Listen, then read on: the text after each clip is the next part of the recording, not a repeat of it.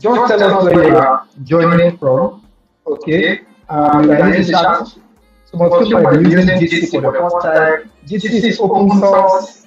So we at Programmify, we rely on open source for a lot of our activities and work. So if you are using GC for the first time, it's not the first add, but it's free.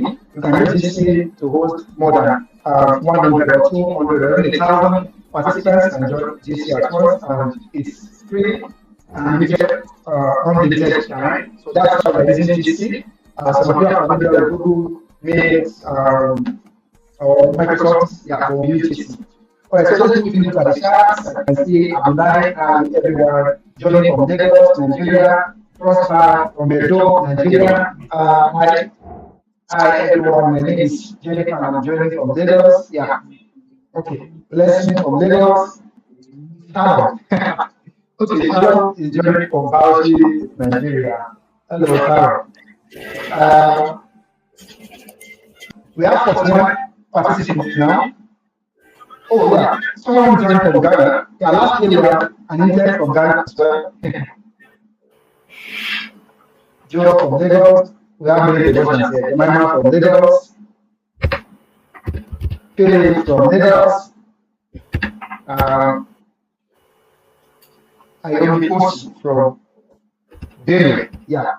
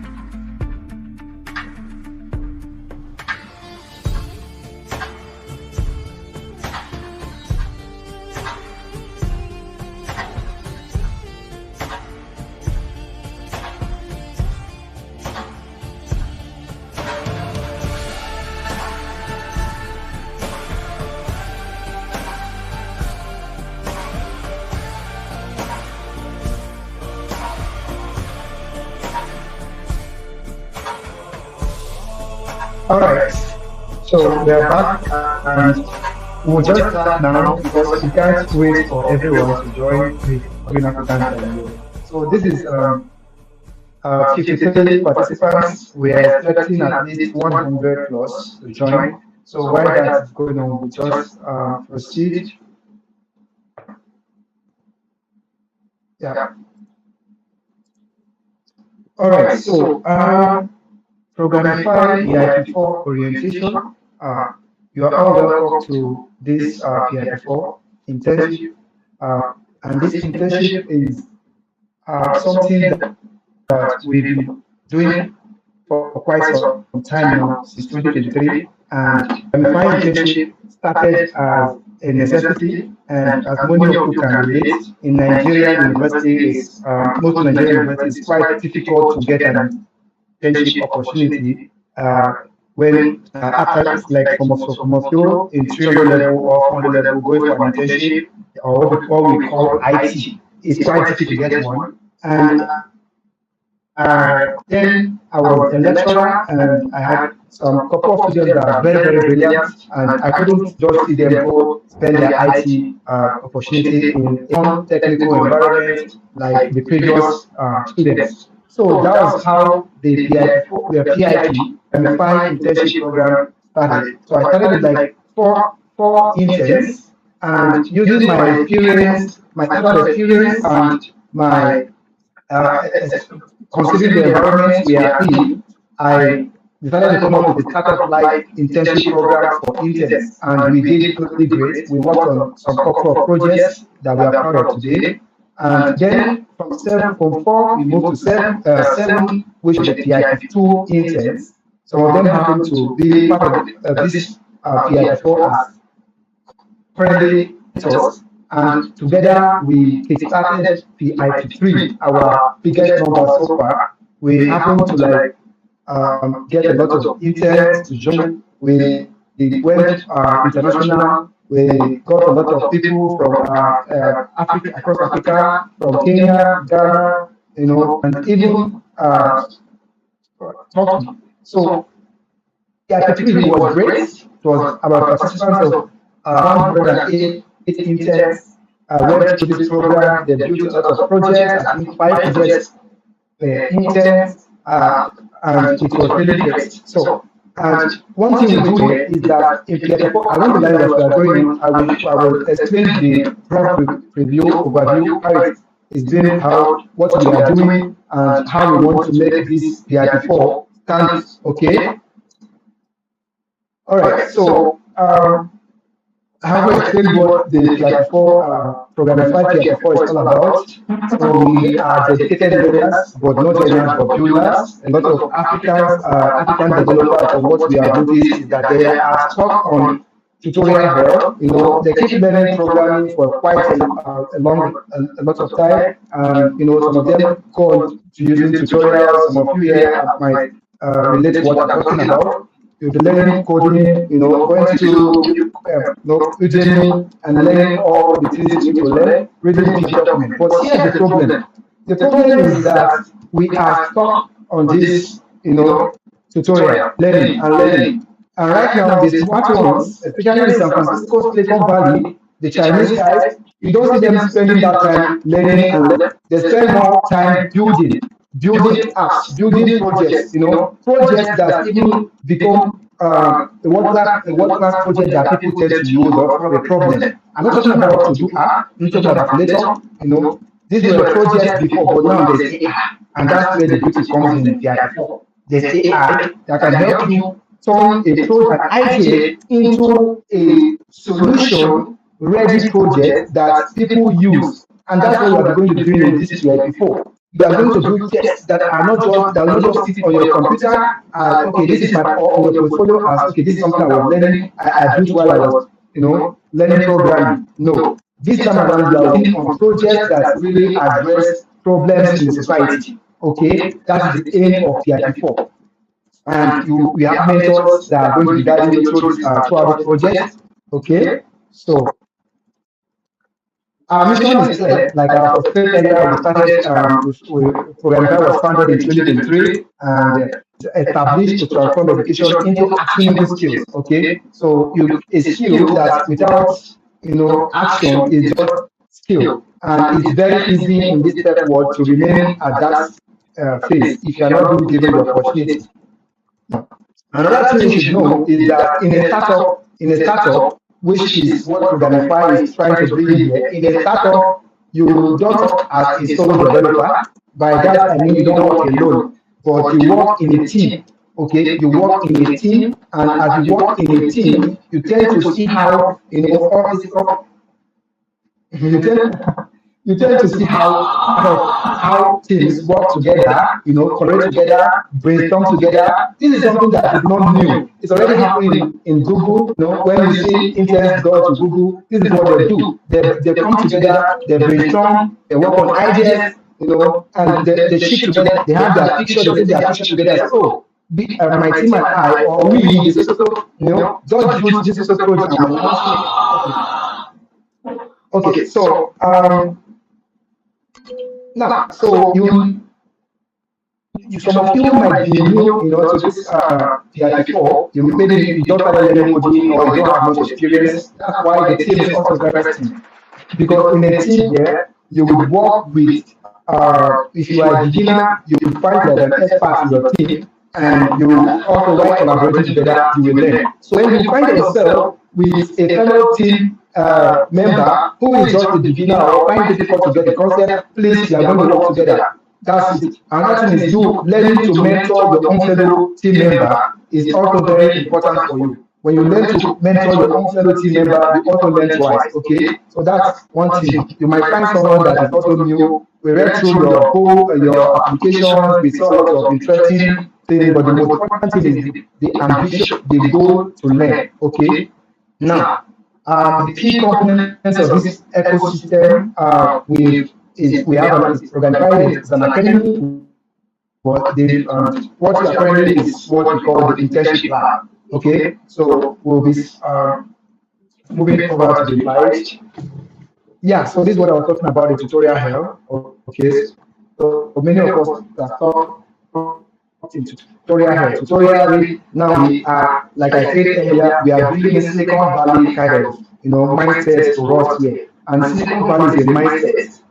I like to call Silicon Valley as a reminder gate to everyone that you can be in Africa, you can be living in Oshodi, you can be somewhere in Maiduguri, you can be somewhere in Kenya, you can be somewhere in Kumasi, Ghana, and you are thinking of a solution that can change the world. Yes, it's possible. Many of them have done that. You see all these Chinese folks, they do that a lot. I happen to work with a startup last year, made up of 5 Chinese co-founders. I happened to do about 6. And when I joined the team, I looked at what they were doing. It's not different from what we are struggling with, or the place ask ourselves, can I really do this? Can I really do this? So we said we wanted to do an AI system that will vet developers by judging their GitHub repository. This was an idea from 2 of the members. And when we created our Slack group, we started to work together. We started to think of how to do this, and I could see these Chinese founders struggling. Some of them happened to study in, some of them studied in some universities in London. One of them, the CMO there, studied in University of Pennsylvania in the USC. And I just saw them struggling, trying to think of how to do this together. And they will ask me questions, Tony, how do we do this? Do you have any idea about this? And I'll just come up and do that more. They said, this is interesting. Then I need to have the confidence that, you mustn't have to study from Stanford University. You mustn't have to be a developer from, what? Let me say you're a developer that I work with, let's say Andela or one of the big tech companies. No, you can do something. You can do big things from small places, and that is what we want PIP4 to stand for. Okay, now PIP4 program overview. So I've explained some of these things, but let me give you a detail of what this is about. And you might have seen on the internship page where you apply, you will see our duration is 60 days. So starting from today, October 4th till December 4th. That's when you must be committed. Some people can be committed to 100 days of code programming. They have tagged on Twitter 100 days of. Okay, so be committed to PIP4 for the next 2 months and see how it changes you. See the impact you bring to the world. Don't think that you will find it difficult to do on your own. See all this journey religiously. Okay, try to build with your team. It's going to be an opportunity for you to build on your own. But for the journey, follow where we have great speakers coming to talk to us. We have speakers from Spain. We have speakers who have worked on AI projects. We have speakers who have built large audience. They have built their own personal branding. We have these speakers who will come to talk to you guys along as we proceed. So try to be available for all the activities that we have. The calendar will be shared to you. Monday you have the calendar, so you can follow every program. Also, there are what we call weekly challenge. Weekly individual challenge. This weekly individual challenge is very, very important. Okay, this is how you win or gain your coin. We have something called PIP coin. Okay, PIP coin is how you monitor your progress. Okay, so let's say you happen to pass your weekly individual challenge, you will win a PIP coin. And that PIP coin at the end of the day, the people with the highest number, the interest with the highest number of PIP coins will have, to be recognized based on different categories. Okay. All right. So that's why in the second second project that we have squad and team. So you are going to be working with your team to build 5 solid projects, and you also have a project to work on. This is going to be like the last. I can't wait to see that a solo project. A solo project is going to be very, very important. Okay, because it's going to be like we give it 24 hours to work on the project. Okay, so now, the last is okay. So this is more like hackathon. We are going to do a lot of hackathon work. Take note. This weekly individual project, so weekly team project that you're going to be getting. You will start on Monday. You work with your mentors on Monday. The mentors, there's a stand-up meeting. You have stand-up meeting on Monday and stand-up meeting on Friday. This is how startups.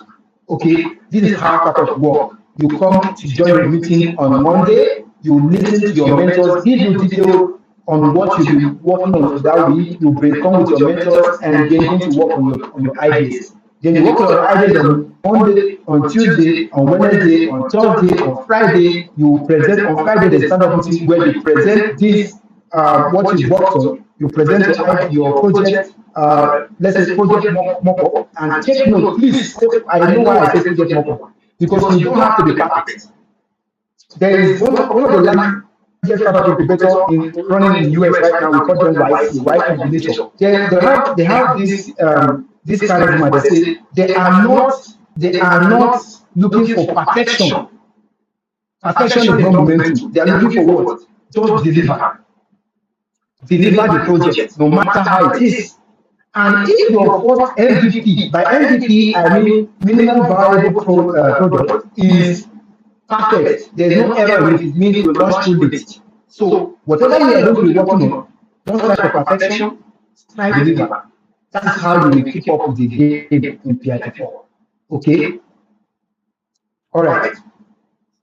So yeah, what makes PIP4 different? You'll be working using AI approach, so you'll be working with a lot of AI projects, AI tools like Lovable, like Bold, like Pulsar, lots of AI. You need to learn how to integrate with AI now. AI is not coming to replace developers, designers, data scientists, no, but AI will help with enhance your skill. So that is why we believe that in 1 week you can launch your project. Okay, in 1 week you can launch your project using this AI tool. So there will be another next week. You will have a topic that addresses this AI stacks you'll be working with. Okay. Now you are going to be launching in public. Okay. You'll be launching in public.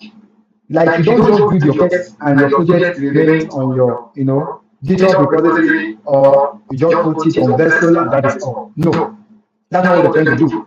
You are going to be launching a solution. We didn't say a solution. It means that when you build your project by Friday and your mentor give you feedback, then you are going to launch this project. We have platforms where you can launch this project. Okay? Excuse me. So you have platforms where you can launch this project. You launch a project on Product Hunt, Hacker News, okay? Share list. We have plenty of this list that will share to you where you launch a project so that people will see them. One is in Africa here, we are comfortable with things like Facebook, Twitter, Instagram, LinkedIn, just a few of us. You are going to take this social media very seriously, especially LinkedIn and X. LinkedIn and X. Take it very, very seriously. You will launch a project there, but there are some other little platforms where you can launch your project and people, you can get your first paid customers. There are places where if you launch a project, people will see them, okay? And when they see them, they're like, oh, this is good. They give you feedback. Okay, you get the feedback, use that feedback, and you iterate, you work on your project to improve. And then, you'll be able to, you'll be serve your customers. Version 1, version 2, okay? So you will be building in public. BIP. Go to Twitter, search for BIP. Build in public, you will say there. So you'll be building in public. Okay, you will share your customers. The weekly individual challenges you have will force you to show yourself in public. Okay, you have been in the dark learning. Now is the time to come out and tell the world that yes, you are a builder. Okay, you can build projects and can deliver a project. Let's assume that one of your projects don't make it out there. One of your projects don't get users. Okay, no problem. Now you have a portfolio to showcase to people that yes, you can put a solution and not just do app. Okay. So you are not just building projects. The third one, visibility, credibility, and impact. So now one thing you need to know about sharing your work on social media, like LinkedIn and Twitter, is that you get a track record of what you are working in. Your work is credible. People see what you are doing. They follow your journey and all of that. And that reminds me, if you have not generated your poster yet, kindly do that and share on social media. That poster is really great. It will mark the first day of your journey in PIP4. Okay, so now so all right. So while this is going on, I would like to pause and just take a look at some of the replies in the chat. Okay, so we have 65 interns who have joined so far. Okay, please, we want you to use the chat. Okay, drop where you are joining from. Okay, try to in the chat. If you have questions, please, you can drop them in the chat. Although we are going to give audience to some people to tell us what they are doing, where they have any questions that they want to ask, you ask, but so we can just drop them in the chat here. Okay. All right. So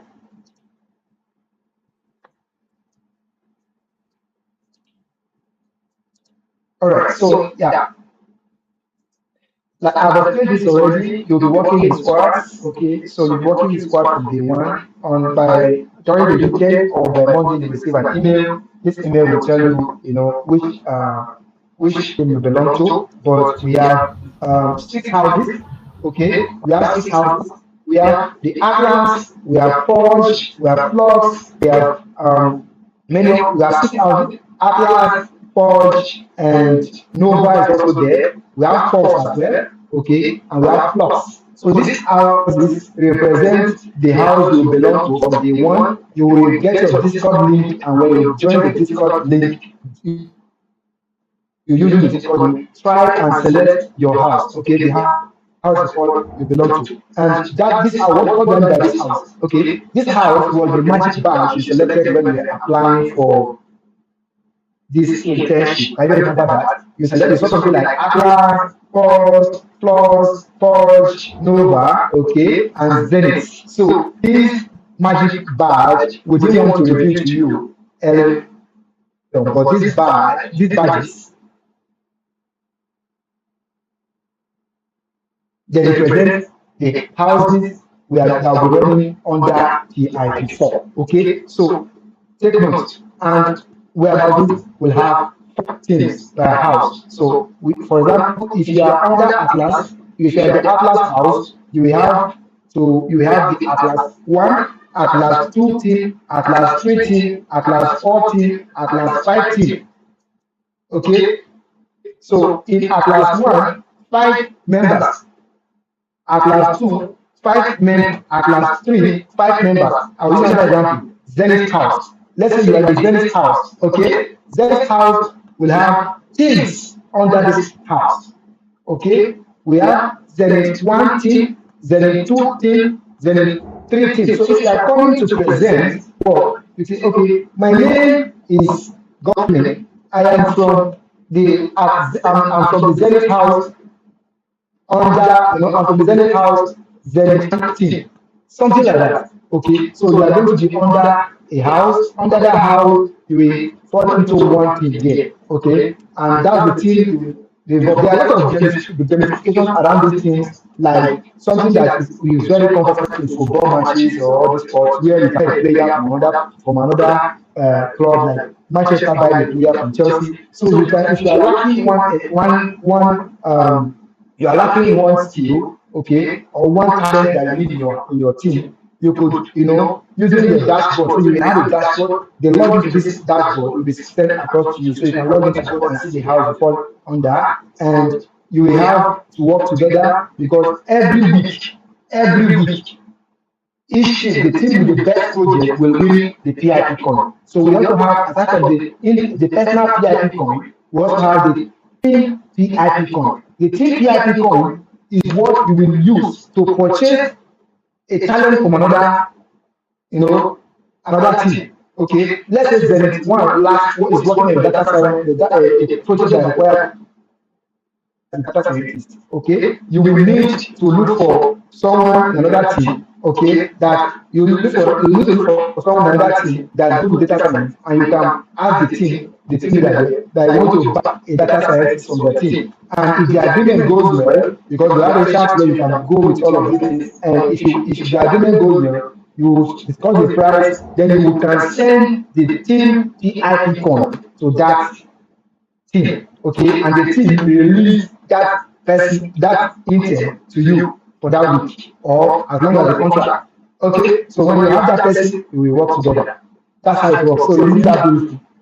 So yeah, this is something that we just discovered. This idea is from the fact that we just usually people that are very confident just happening with AI now. You can see how because in startup also is also competition. Okay, you can see how Meta stole a lot of engineers from OpenAI by offering them huge amount of money that the AI researchers couldn't avoid. So and they bought a lot of them. So that's what we'll be doing. That's what kind of what we'll be doing. So now our mentors will be there to support you throughout the journey. Okay, and any question you have, any problem you have, please reach out to your mentor. This call will be our community where we handle everything, but you can also create a separate WhatsApp group so you can all talk together and address all of that.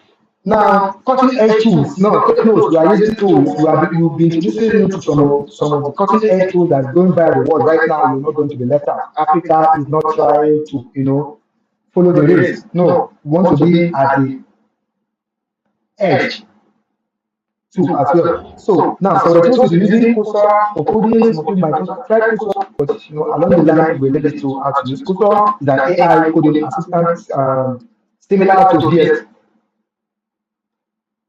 Code. Okay, there are simple databases discovered that you can easily integrate into your application. Some of these tools that you'll be working with are free, some are free, some are not free. Okay, so we have open source alternative that we will share with you that you can use to build your project. And if there's anyone in your team that has the subscription to this tool or those also have the free plan, please do reach out to your mentors.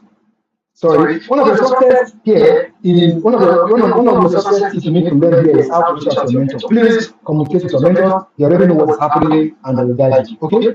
Now, you'll be working with this, for example, Super Days, and we've discovered a tool that can also help you to quickly integrate payments into your application. Aside from PayStack, PayStack can be kind of limiting because it doesn't allow users to make payments via Cash App, via gift card, and all of that. So if you're using PayStack, if you're using Flutterwave to introduce your payments with your app, that you're doing so users can make payments, you can try those ones if they are fine. But an open source tool that was discovered is Polar, which we reached out to them personally and they said we have included Nigeria in the list. So Nigerians, other African countries like Kenya, Ghana, Rwanda, South Africa, name it, they are all using Polar. Now, Polar is eligible, and Polar allows you to create a Stripe account, for free, Stripe Express account for free, without even registering your company. So that is why we will be using. So Polar is easy to integrate into your system as well. So these are some tools that can easily take a beginner into a builder within a week, and that's what you'll be working with. Yeah. So expectations of this PIP4 journey need to take weekly views and progression and already discussed that. So working project every week, okay? And there will be a progress. You need to be tracking your progress. You'll be writing a lot of articles as well. You'll be publishing your articles on Medium, like how we build so app. These documentations, they are changes that will be giving you during the weekdays. How you gonna write it? You are your team. You write this dev blog, I like to call it, and you share. Okay, you share it on social media. Keep documenting your project. Documentations and reports are very, very important here. Okay, and there will also be demos. Okay, demos are also essential for tracking your growth. So I can just go with my team members and like 3 of us here and say, "Hi, we are named Tony Cletus, and here with me is my fellow co-founder, and okay, we built together, we built ABC company. This ABC company, sorry, the ABC app. ABC app is a project that allows the user to transform photos to videos, just a video like that. And you can share that. Or you can use AI tools to make video. Look at what Go3 now. You can use Go3, you can use Midjourney, you can use a lot of tools that help you to make videos. You just have to be creative here. And one success tip I like to give here is communication within the team. Team coherence, very, very important, because the reward at the end of the day for the best team will be based on the PIP as well. So take note. Active collaboration and engagement. This collaborates very well on the communication tools we have. Okay, Discord group. There'll be a little video will be sent to you to also understand some people that know Discord before. We noticed last year some interns find it difficult to understand how to use Discord, but we'll try to put you through with that. And that reminds me, PIP3 was really, really great. Like, we are smart, exceptional interns.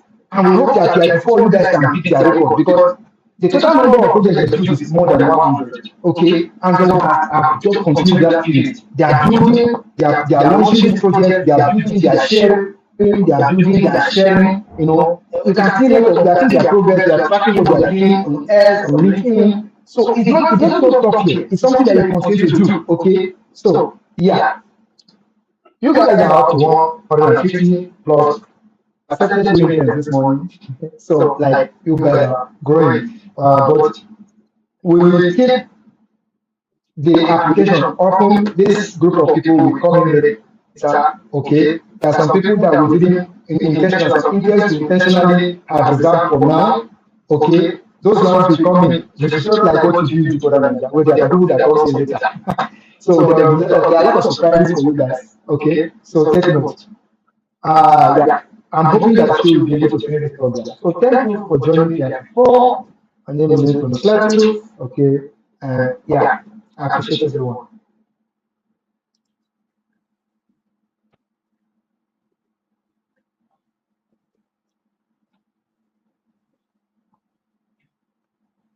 Yeah. So, I want to ask some questions. I want to answer some questions. Yeah, there are some interesting questions here. This chat is lovely. Okay. I just go through there. A lot of questions. I just pick some. I would like to speak. I will come to that. Okay, George just asked, would the certificate be issued at the, of course, our certificate is issued. It's not just a certificate, okay? The certificate is a verifiable certificate, because we noticed that a lot of certificate dies as just PDF. But that's not what we're doing in Programmify. Programmify will give certificate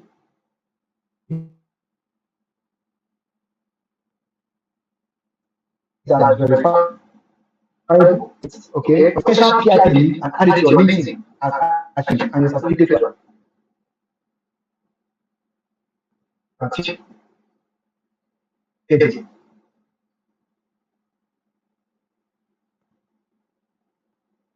Okay. You can scan barcode to us here. The QR code to us, the certificate. We are hoping on Solana or Polygon or Web3 bonus here in our team. I was working on that. So before maybe before the end of your program or after, we will do this and make the announcement. Okay. I will look at we have something that's more better than the certificate. Okay, I saw someone already answered that. Yeah. Okay, yeah, so record on this section, yes. So for those who don't know how to use the repository, yeah. So not everyone has to be pushing the code to the some people in your team, okay, will do that. So if you have a developer in your team, they can help you put to GitHub. And let me just give it to you. Now we don't even need to know much about Git commands to deploy it to GitHub. Okay. With the AI tool that I'm introducing you to, you can just with a button, click a button for your code. You just need to create your account on GitHub. Register your account on GitHub with your username, password, your email, and you create your account. when you finish building your project on this platform, with a button, deploy to GitHub, you just deploy the code to GitHub. And when you deploy the code to GitHub, you can host it on Vessel or Netlify for free. So we understand where we are coming from. So that's why we are going to be introducing some tracking tools that will help you launch projects at maybe cheap as low as $1 or free. Okay. So let me look at some other questions. Yeah, straight from Accra, Natasha from Zambia, nice. Christian from Lagos. Great. Okay, I was once told that using AI while learning to code is not advisable as it doesn't allow you to think, and that documentation is better. Please, from your experience, is this a valid point? Okay. This is a nice one. Okay. Let me answer the question. Just one thing with this is that we've studied what is happening in Europe, in China, in some of these countries. We've seen what's happening, and from what I can tell you is that AI is, it speeds up your momentum to work very fast and push your ideas out there. Now, before I've been a software developer for nearly 10 years now, and I can tell you that before all this AI and everything, there was a time that we software developers were trying to do projects, and what we do is when we're working on a project, we try to deploy the project, and it takes a lot of time, we have a lot of problems, but at the end of the day, we spend weeks, months on this project, and by the time we are done, we put this project out there, and we discover that nobody uses it. That's the problem. People don't use it. Or you just discover that what you have been working on not really been, much important to people. So one thing we do here that once that I know, like I say, that AI does for you is that it helps you to validate your idea faster. So you don't have to spend more time, trying to do something that people will not use. So you can, if you have an idea, you put this idea together, you ship it fast, and you see, you can, if you don't want to use the payment gateway, you can just use like any sign up, okay, or waitlist. So you can know if people are interested in your idea, okay. So and that's not just that, when we encourage you when you're working with AI that you work with, and not AI that when it does everything for you to think as well. And during this program, you'll be getting speakers coming to talk to you, speakers that are already making dough using AI. Okay? And that's it. That's the important thing. You need to learn how to profit from your skills and not just learn the skills.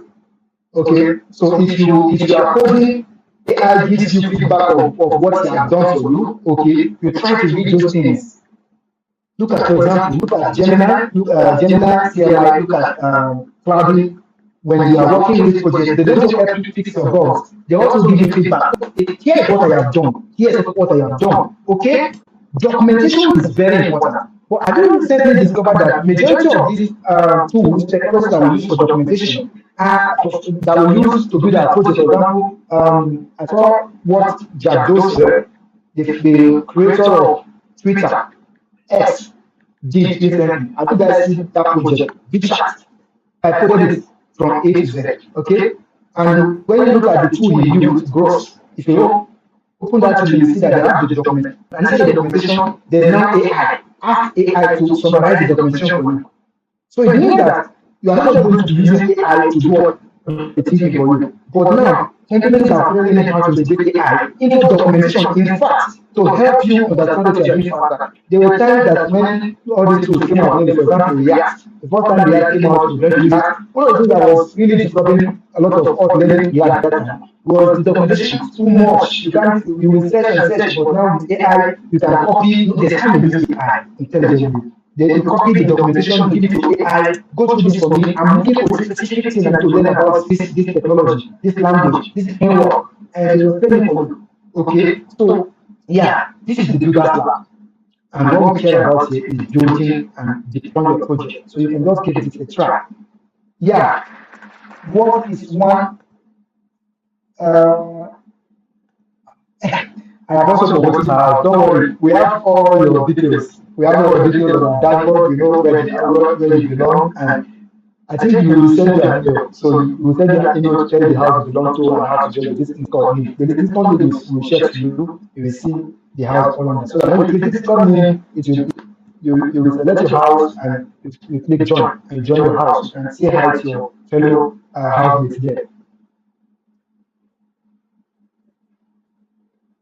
Okay, so I don't understand this one. Check the flyer you get after selecting your selected house. Maybe you should write that again. Okay, slide is static, so we can't really grasp what you're saying. Yeah, I'm done with that. So let me just share. Um,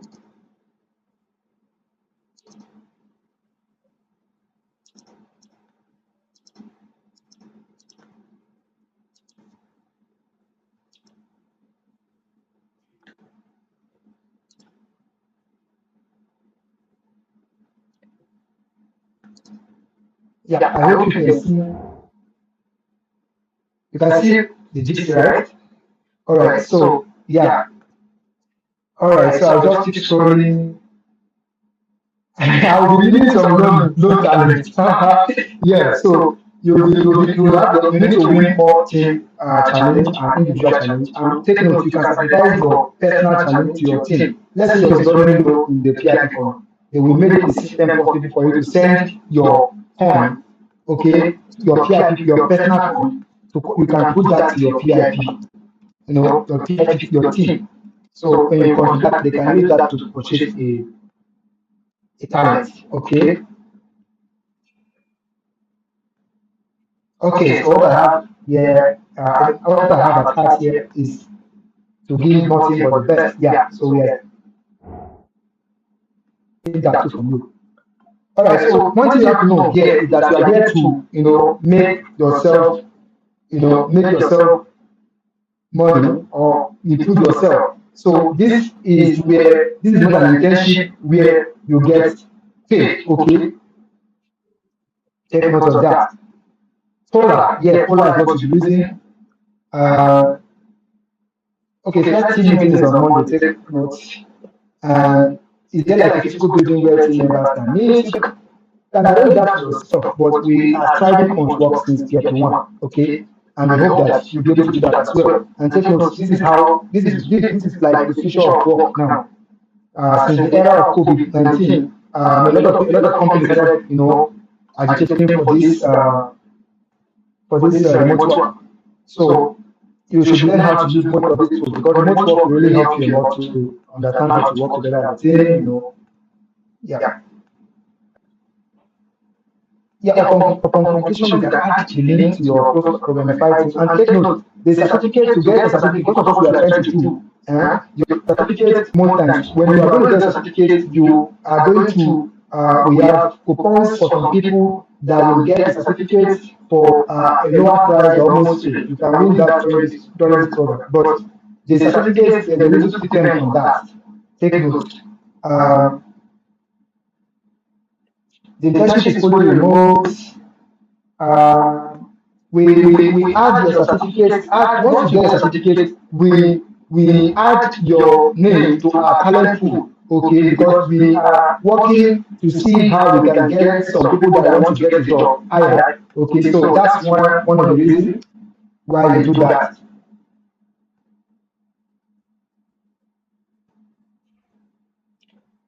Yes, so there's an opportunity for that, where with the opportunity is shared for us even after or during the internship. Yes. So that's why we have the Discord community where we'll be making announcements on and on. Okay, take note of that. So what's the future of Web3? Is it a career to pursue? Of course, yes. So that's what we're bubbling in fact. Lots of investors are interested in Web3 projects now.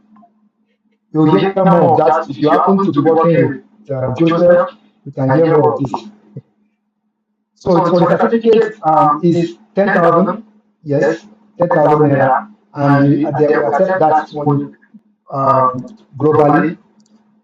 But like I said, there will be coupon for some people that perform very well to get it almost free or free. So you just need to take advantage of that. But that's not what is more important. Certificate is not as important as what you'll be building, what you'll be working on, your sharing your progress, your recognition, and lots of that. Okay. So the platform is used for communication, from filling. So those are just application of certificates. Sorry, I'm calling you. I just want to be fast because we have some other speakers. So you'll be using Discord, you'll be using, you can use WhatsApp if you want to be more close. Programmify, we use WhatsApp to communicate for quick, runs. Okay, so you can use that. And that is it for now. We are going to the next topic, which is listening to take full testimonials from previous interns, alumni now. So, Elizabeth, if you're here, Audrey, if you're here, are you here? Yes, yes, I'm here. Okay. Okay. All right. Over to you. Hello and welcome everyone. Good morning, good afternoon, wherever you are. So my name is Elizabeth, and I am a full stack developer. But I'm also a mom of two. And every time I talk about myself, I like to always emphasize the fact that I'm a mom because I know how difficult learning about technology, coding, AI. I know how difficult it can be as a mom. So it's just like encouraging that you can also do it. So that's by the way. Anyway, I finished a bootcamp with a company, I think early last year, and that was when I joined PIP4 as an intern. As a full stack developer, I didn't know which route to take, but because I think I knew more of the back end, I decided to join the front end team. And while there, I was able to build, I think, about 4 or 5 solo projects to learn more. And this really helped me to develop my skills on the front end side of software development. And I also gained lots of followers on LinkedIn because I was always posting about what I built during the internship. And I met lovely people too along the way. So I would just like to encourage you to, if you don't do it because of anything, just do it because of your personal growth. Be committed, take it very serious. It's going to help you. You don't know where your next job is coming from. You don't know, maybe it's through a post on LinkedIn or through a connection from the group, from one of the interns. Anything is possible. And I would like to share this story. I did my internship with a company in the UK remotely. So after we finished, the first person that got a job, like we're working for 6 whole months from morning till middle of the night, coding. It was really nice. In fact, I was admitted in the hospital then too for like 2 days because of the stress. But after we finished, the first person that got a job among us was not serious in class at all. Like he doesn't know anything much about coding. But he got it through connection, through relationships. But the second person that inspired me, when we finished, he started posting about no-code tools for like a week or two on LinkedIn. Then, like 1 month later, he posted that he already got a job. We were surprised using no-code tools. That was the first time I heard about using no-code tools. Then after some time, he sent me like an invite that his company wanted to employ, that I should try it. Then I did. They told me they liked my presentation, the project I've worked on. But unfortunately, because I don't know code tools, they won't be moving forward with me. But one thing struck with me, that it is not actually about, oh, I'm coding, I would like learning from scratch, doing it from scratch. There are other ways to be productive. There are other ways to make your project better, to build your project faster. So that was what I took from that. At the end of the day, it is not about how fast, how good you have coding. It is about how effective your products are and how fast you're able to ship them. Because you know all these ideas we get, as you're thinking about it, another person is thinking about that same idea. So if there are tools available that will make yours ship faster, then why not go with it? And I also don't believe that using AI makes you dull, or it makes you feel like you're not a good developer. I don't think so. I feel like it's going to just help you. Okay, imagine that you don't know how to code at all, and you want to use AI to build your application. What do you want to do? What do you understand here? So it means you are not actually dull. You are just using AI to help yourself, to enhance your skills. There are many things I've learned through ChatGPT. Things I don't have an idea of how to do them before. But I learned it through it, and I can explain what I need. I can explain my code. So that's just it. So I'll be finishing with the fact that at the end of the day, we have coders. We always have coders who code from scratch, and we always have coders who use no-code tools, and we always have coders who use AI. We are all aiming for the same thing, and my prayer is that we all get to where our heart desires. So welcome once again, and thank you very much. I wish you all the best. Please put in your heart and your soul into this, and I know that you will achieve great things with it. So thank you very much.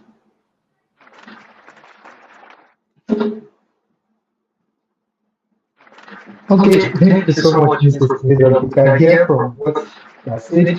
What excuse do you have? This is a mother of two. Can you imagine? You all get that. And you can see how he's trying to like make impact, do things. Please, if you don't have any excuse at all, you don't have any excuse. Okay. I don't want to waste much of our time here. So I'll just move over to the next topic. So that'll be coming from Paul. Um,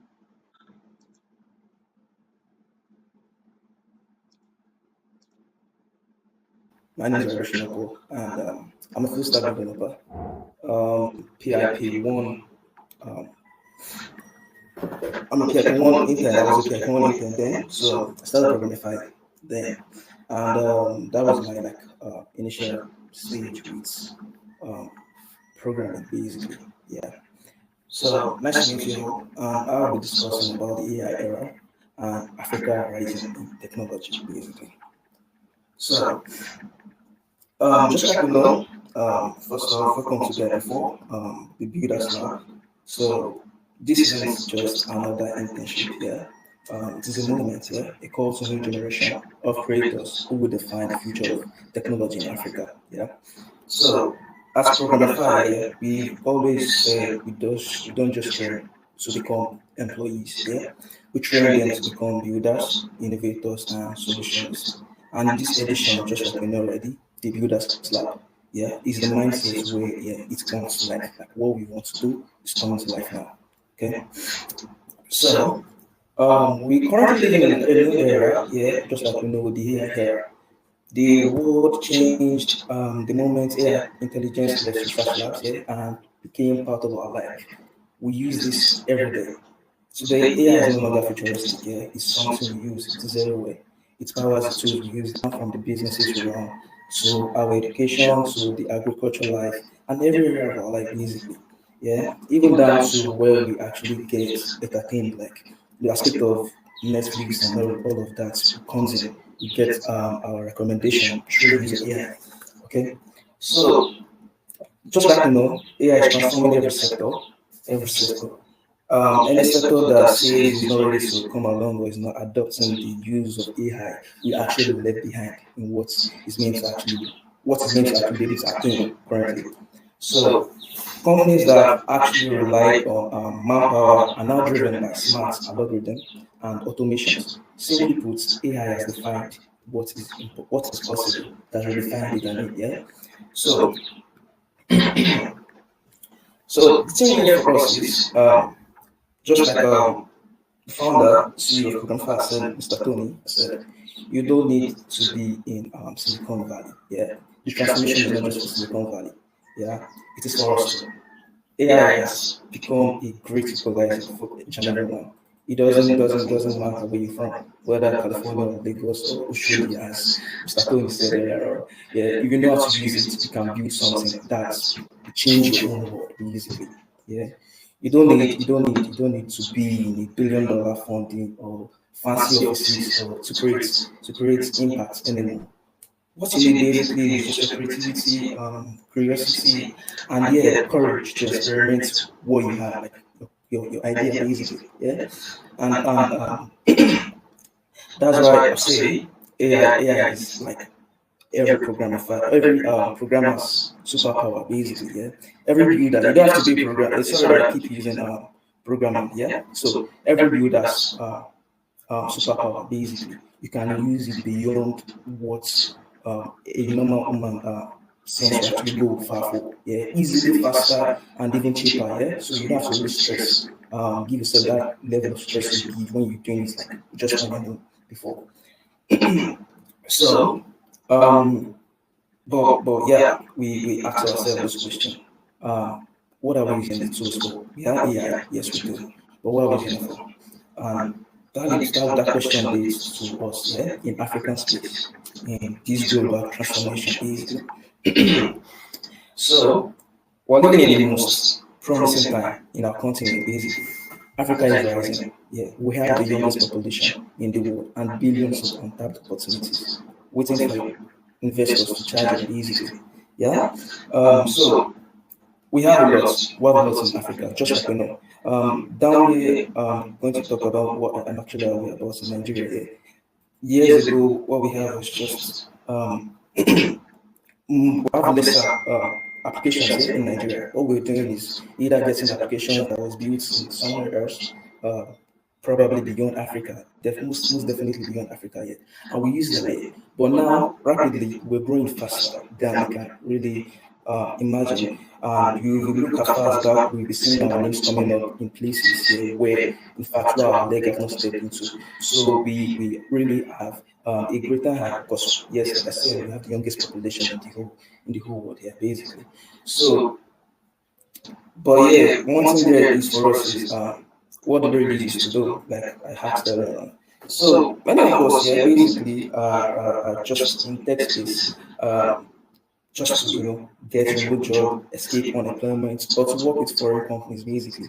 If we actually look as far as most of the roles we apply, basically you see we're actually pursuing those ones that are actually overseas and beyond basically. But really, what do we want to use it for? How are we going to use it to better our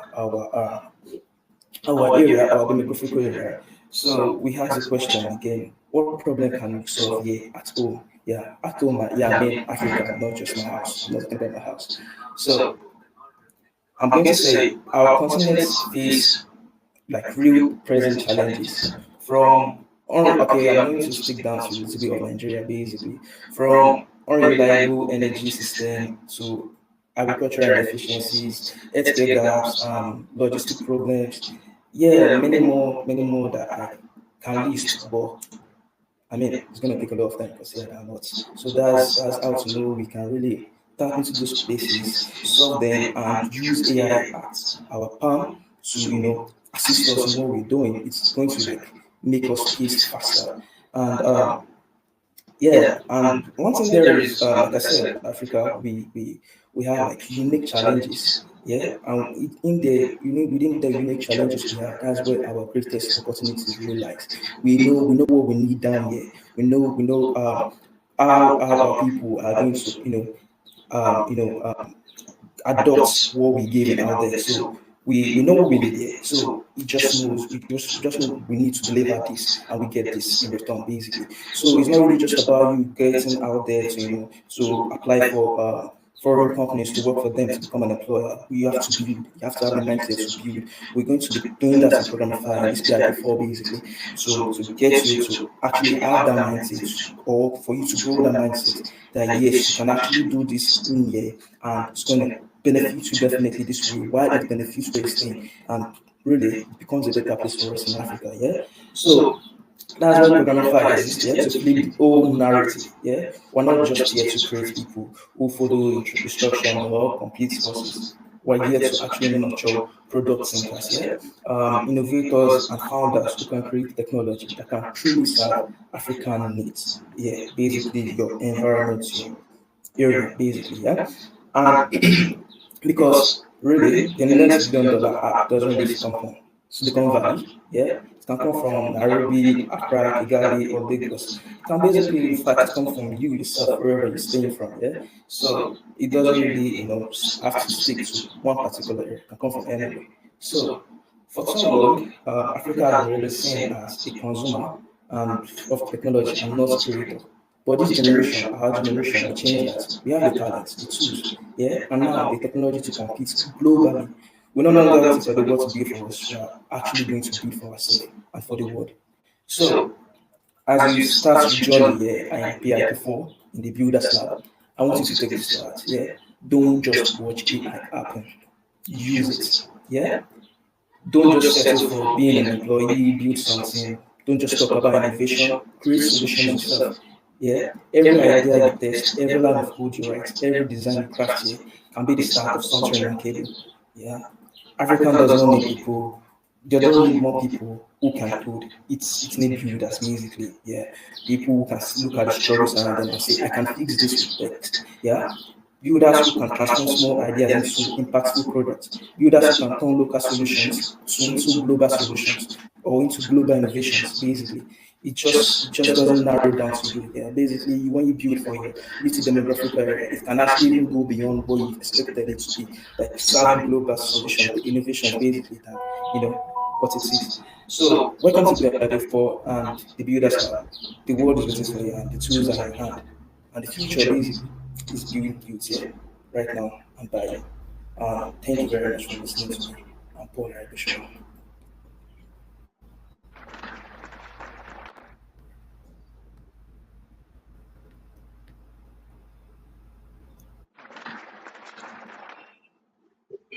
All right. Okay, thank you so much for. Wow, so this is good. This is really, really good. Please, I want to I want to pause for a while and ask the question. Are you guys feeling the vibe? You can just throw the emoji, let me see. Wow. So like, if you have questions, you can throw them in the chat as well. Okay. This is great. All right, so I'm having fun here. Matter just like everyone. Okay, so we are family already. Okay, we are family already, and yeah. All right. So yeah. So there's question and answer coming in soon. We'll be asking some questions. So some of you ask to ask some questions to give the audience so you can talk. All right. So I will just entertain two more talk, and then we will move over to the Q&A. Yeah. And I can see that we're very fast because the time this event, the end time for this event is 1:30. And yeah, so this is just for me here in Nigeria, Lagos, this is 12 to 7. All right, so yeah, we're moving over to Jennifer. Yeah, so Jennifer is the operations manager to Jennifer. Okay, so you'll be talking to us now. And so I will move over. Should I share the slide? All right, so I will share a slide. Then, yeah.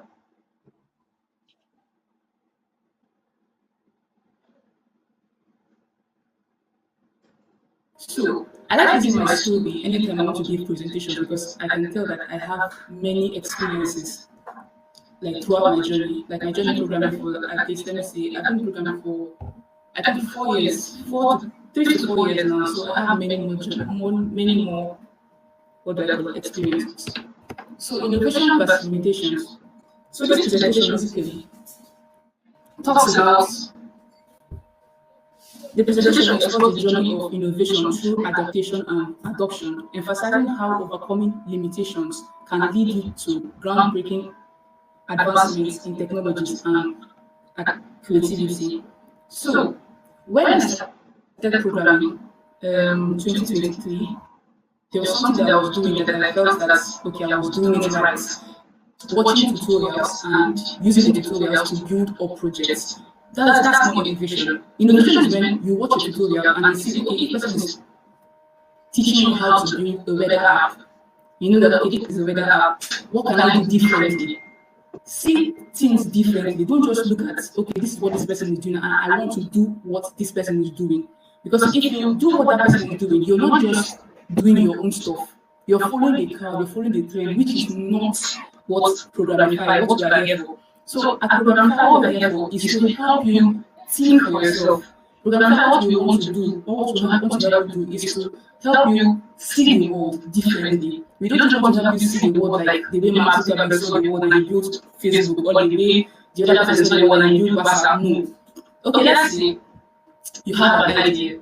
You love WhatsApp and you want to build an alternative to WhatsApp. You don't come and say, okay, I want to build this exact stuff. You look at WhatsApp and you believe that, okay, what can I do differently?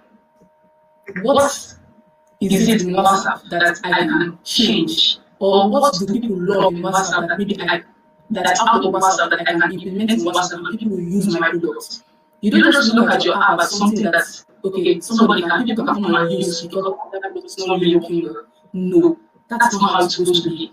Africans, recently, I've been going through some on some trends on the tech Twitter, and I saw the way the wise men think. People in San Francisco, people in UK, people in let's say the white guys, basically. So the way they think, they don't just think, okay, I want to build an alternative to this stuff, alternative to X, but don't make something different. There's a guy called Rob that I follow his trend very well on X. I can tell you that guy builds a Twitter analytics. You get, and this Twitter analytics, you cannot say that okay, Twitter doesn't have its own analytics, and other people have not built Twitter analytics, but this guy, he's trending on Twitter because of one thing.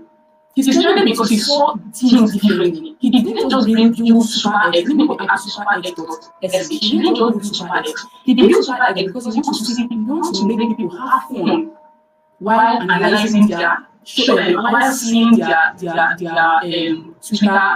and their Twitter activities. You get, like if you have much followers, why don't you have much followers? And if you want to host you can host it. You can tell that the reason why you're not having much followers is because you're using AI, or you're using you're copying from ChatGPT and you're bringing it to Twitter. That's the reason why I'm not following you. Or maybe you can tell that okay, you're not thinking with your brain, you're thinking with AI, you're letting AI think for you and all stuff. And people love that route. You get. So we're talking about next. So we talk about we are still on innovations and limitations. So as Africans, I joined Tony here to build a product called 10K.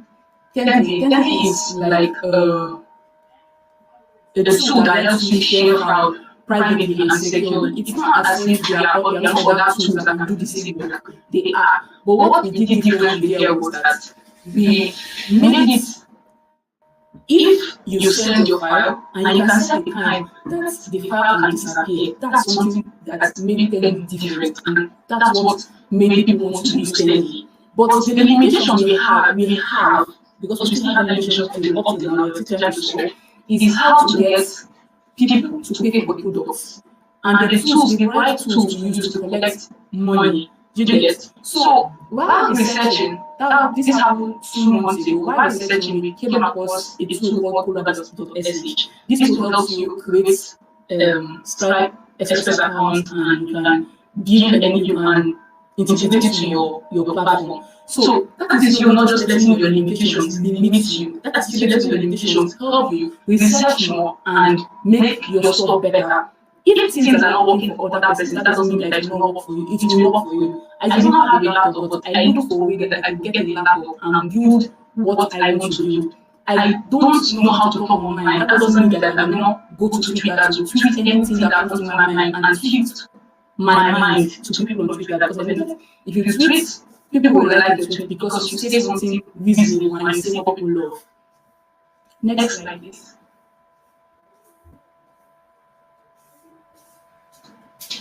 Innovations and imitation. So, imitation, you basically said what this is just exactly what I said before.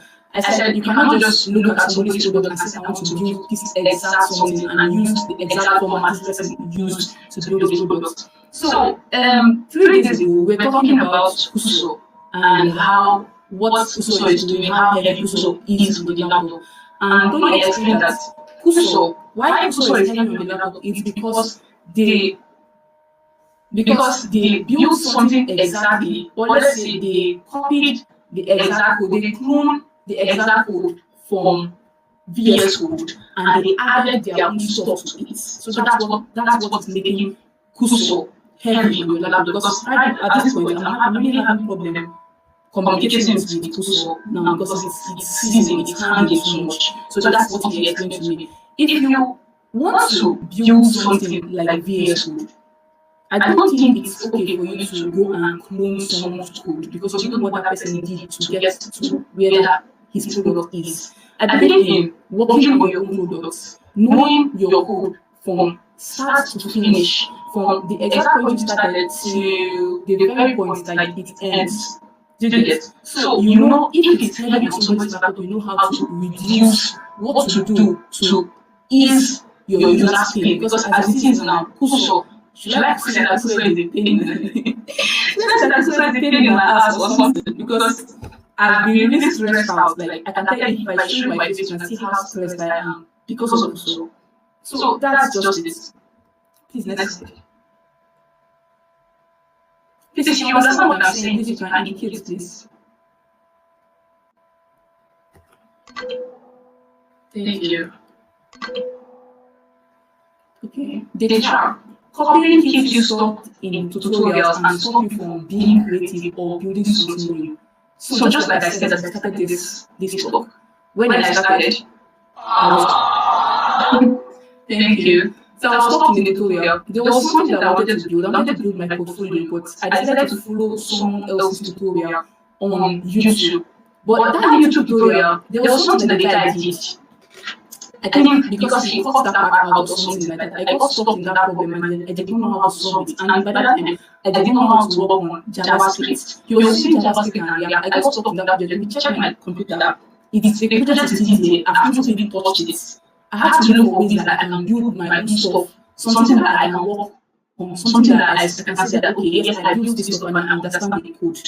Do you understand? So, copying doesn't really make you see yourself as yourself. Copying makes you see yourself as somebody else. Do you get? I cannot see myself as pretty as I am, and I want to be like the other person because I feel that the person is not prettier than me. That's just knowing your own identity. That's not knowing who you really are. So it's same thing as coding, and the same thing as you. Okay, if you come to me and I said, okay, I want to be an innovator, I want to be innovative, I want to look for different ideas. You cannot be an innovator by just copying someone else's journey, or you cannot be an innovator by just copying what someone else has done already. I cannot be an innovator and I'm looking at Mark Zuckerberg and say, okay, I want to do exactly what Mark Zuckerberg did, and I want to do Facebook and put Facebook out there so that people will come and use. No. Do you understand? Next slide, please.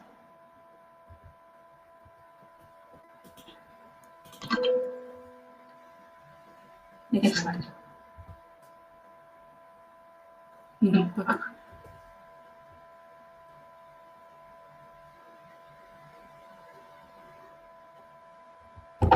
Innovation equals value creation. Let's get it pretty slow.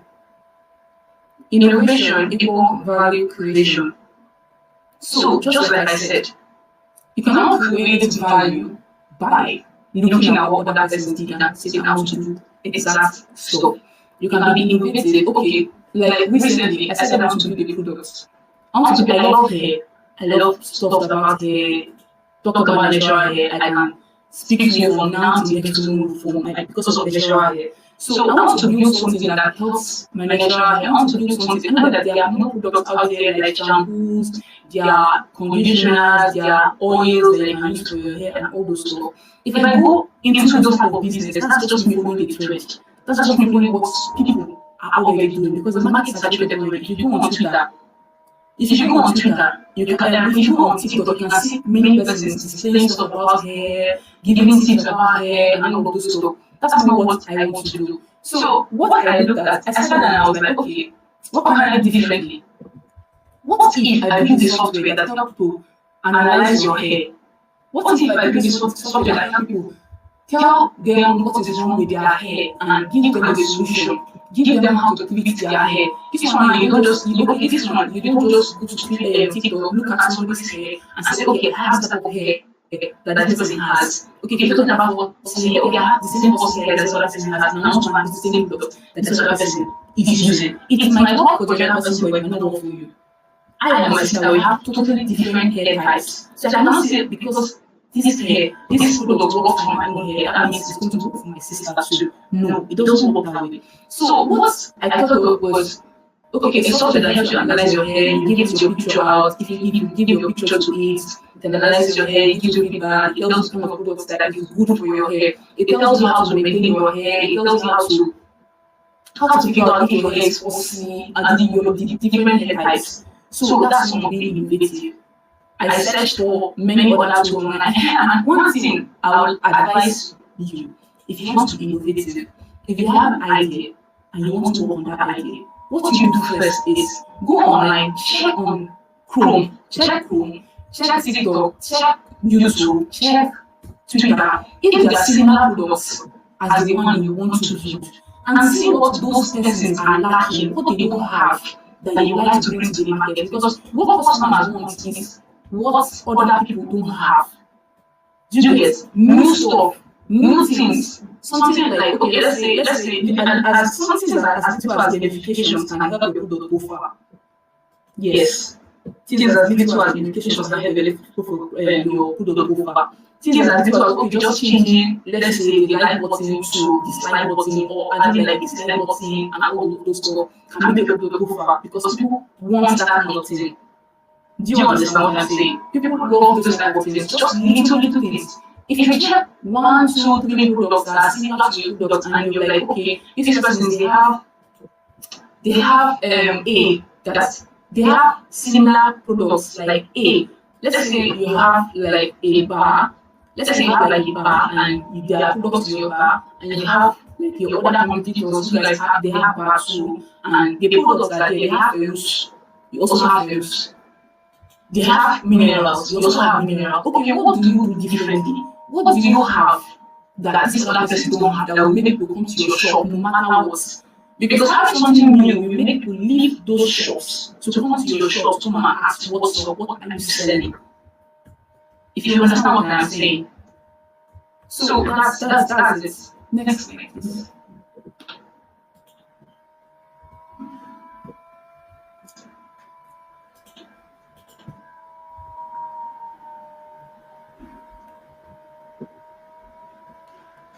Copying generic charts. Okay. Let's say ChatGPT. You went to ChatGPT and ask ChatGPT, okay, I want like a tweet on, let's say, hair products.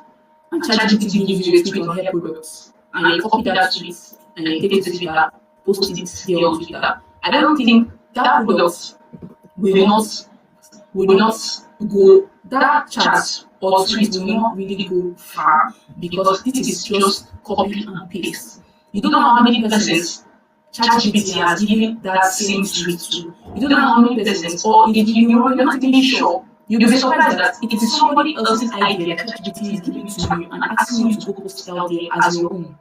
So one thing, confirming if this thing has been out there, or this thing there's something similar to what ChatGPT gave you out there. Like, if you're looking for an idea, you go to ChatGPT. ChatGPT, please, give me an idea. Like, I want to build this SaaS product, and this product I would like it to be like, I would like to be like Airbnb, or I want to build this SaaS product that helps people buy and sell. Let's say buy and sell airpods, right? ChatGPT will give you stuff that other persons have talked about, because if you give that idea, you're not sure, you think that that's like your idea. You think that that's the first idea that has ever, like, anybody has ever thought of, but you don't know that there are many other persons thinking about the same thing. And ChatGPT, when you give ChatGPT that your idea, ChatGPT has spread it around, and many other persons have seen that your idea. If they talk about that in a meeting, ChatGPT gives them like similar ideas to your own, exact idea as your own. Do you understand? Generic charts lack unique features, fail to address specific needs, often mimics existing solutions, risks market saturations, offers little user engagement. So this is exactly what I'm talking about. Generic charts in ChatGPT doesn't really give you something unique to add to your products. It just gives you what other persons have thought about, what other persons have written about. So when you get like a chat from ChatGPT, an idea from ChatGPT, you go online, you search on Google, is this product out there, or does this product have this exact feature? What features do this product have, and how much do these products sell their products for? I think that is set you aside, because you're already thinking differently. You're thinking about, okay, how do I make this stuff different? How do I make these products? How do people, why, okay, question you need to ask yourself is, why do people want to use my products when there are other products that are similar to my products? Do you understand? When you think that way, you know that you're thinking differently. When you think that way, you know that you're onto something, because if you don't know about that problem, you can be like, okay, if you don't know the problem, like 1 minute, 2 minutes, it will click. As a user or as a builder, always think as a user. Because when you think as a user, when you think as your customers, you build the right products for your customers, not just what you love, not just what you need. Levencio said that on X. Levencio said that he built a product. The reason why he started indie hacking was that he started building products that he believed that he wants to use. Products that he sees out there that are not available, and he wants that product badly. So that's the reason why he started building products and shipping. So once he started shipping, thinking as a user and building his product as a user, shipped his product, he saw that people started engaging on his post, and people started liking his product, people started engaging on his post very, very well. He knew that he has hacked something, and he can continue that way, always build what he wants to use. If you build a product that you don't want to use, just know that the product is not going anywhere. If you build a product that you believe that, why would I use this product now? I don't know if there are alternatives to this product, so why would I use the product? Even if I want to use the product, yes, there are other products that are better than out there. That product is not going to stay, because you yourself, you brought everything, you brought yourself down, you limited yourself completely. And you, the way you think, I don't think the way you think you will go far, because limiting yourself like that, limitation doesn't really come from things around you. Limitation comes from your own brain, the way you think, your mindset. Because if you always think that I cannot do this stuff, because there are other things that, there are other stuff that are better than what I am building out there, you're not going to build anything. You just keep claiming outside that, okay, I'm an indie hacker, I build stuff, I code, I do this, I do that, but you may not go far. People will just make you artist. People will just see it as somebody that makes mouse. And that's what I will say to the person that does that kind of thing. You just make mouse. You don't do anything. You just talk. You just when you're done talking, you just go to your bed and lie down.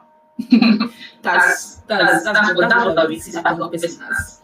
So if you want to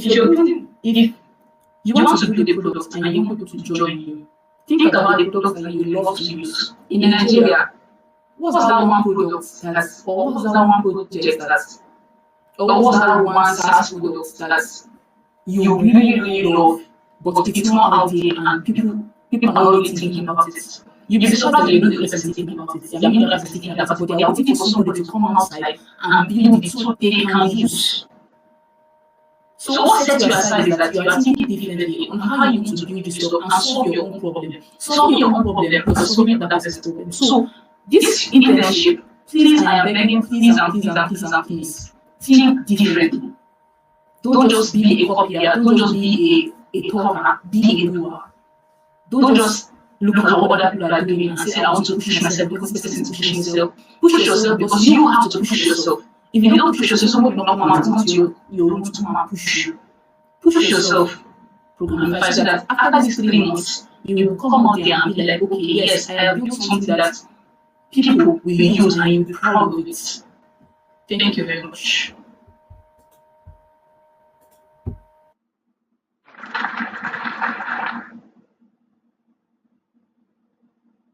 More as Joseph. I'm a full stack engineer as well, but mostly into Web3 precisely. So I'll be speaking on from code to credibility, building product, company, and your personal brand. Just like Miss Jenny said, a lot of us are just building features, not products. A typical example is I had this experience where someone was sharing an idea and said that she wants to build a product where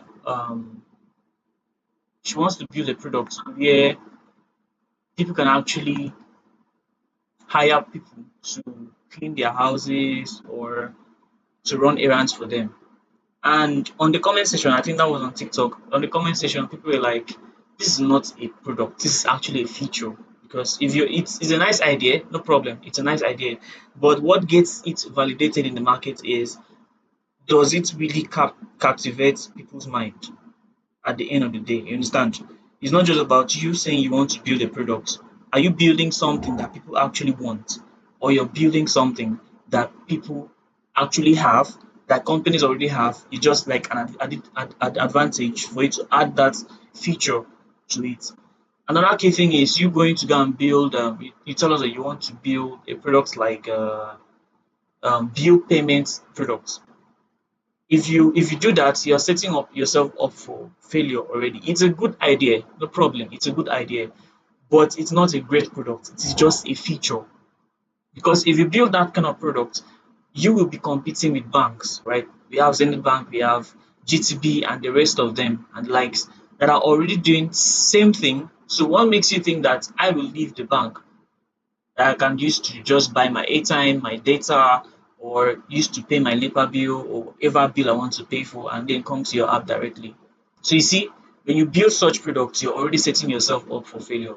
And this is what brings us to the topic of you building a product, building a company, and actually building your personal brand. Please, can everybody hear me? Yeah, we can. Sure. So the developers evolution is that in today's tech landscape, right, there's a lot of opportunities that engineers can actually transform from what being engineers to actually becoming founders. But one thing you have to understand is that being an engineer and being a founder is totally two different things, right? Because being an engineer that is transforming to being a founder, that means you're actually becoming like maybe a CEO or a CTO. And most of the time, it's going to be CTO, or peradventure, you don't want to take the technical responsibilities on your shoulder. You just want to fall under a CEO. If you're going in as a CTO, it's different. Once upon a time, I worked with a certain CTO that I think that was sometime last year. And I went to his DM. I said, "Sir, I have this issue on this particular code." And he was like, "Joseph, I don't want to hear problems. I want to hear solutions." And every single time he says this to me, I'm like, does this man even know what is happening? Does he even understand that as an engineer you face issues? So he gives you a deadline of 1 week or 2 weeks, or he gives you a deadline of some days, and then you come to him on like the third day and you're telling him that you have an issue. He tells you that I don't want to hear problem. I want a solution. Is he a developer? Is he an engineer? Yes, he's actually an engineer. But he is taking the responsibility of a CTO, a chief technical officer, right? So he does not want to hear problems. He wants to hear solutions, because what he's reporting to the founder or the CEO is what? Solutions, not problems.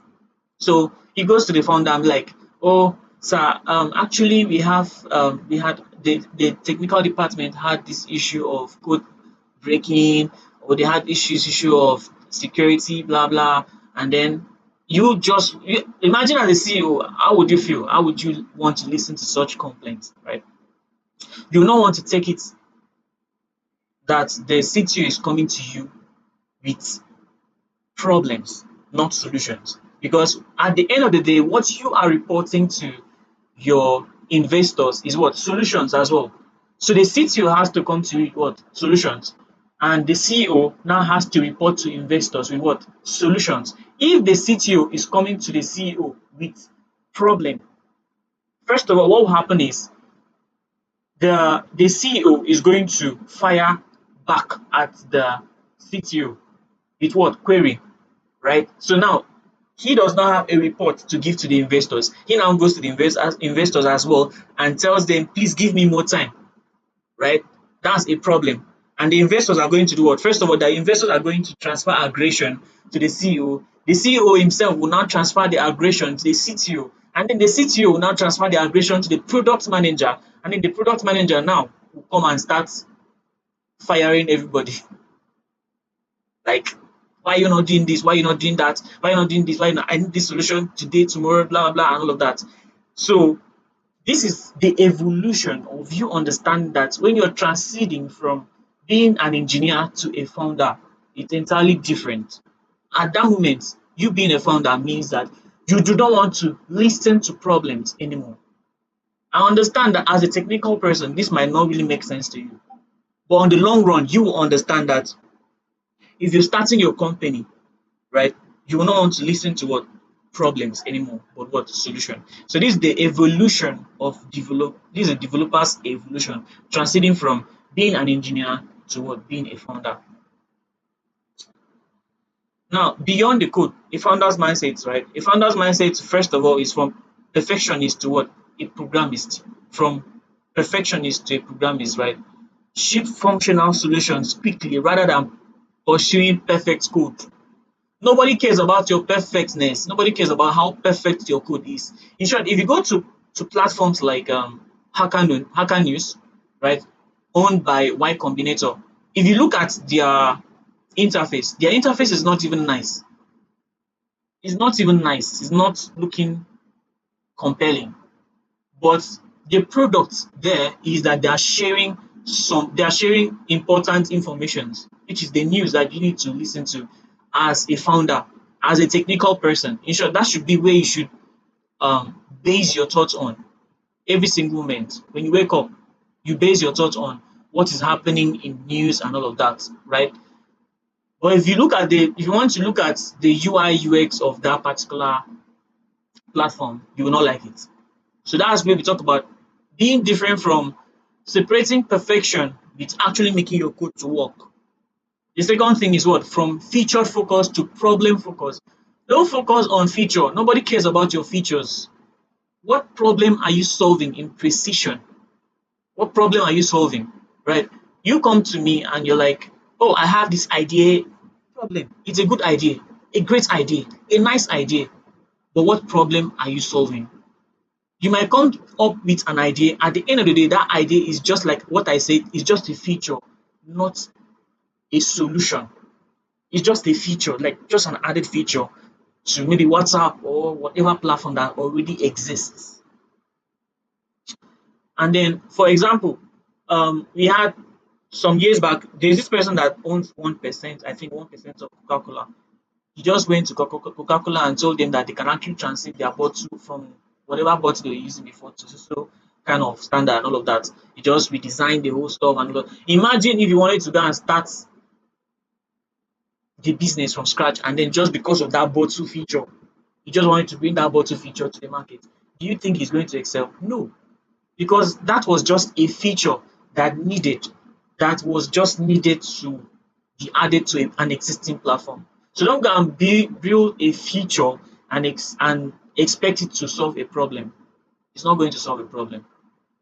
From individual to team builder, one thing about being a founder, transiting from engineering department, is that you have to understand that you need to transform yourself from being an engineer to a builder, a team builder himself.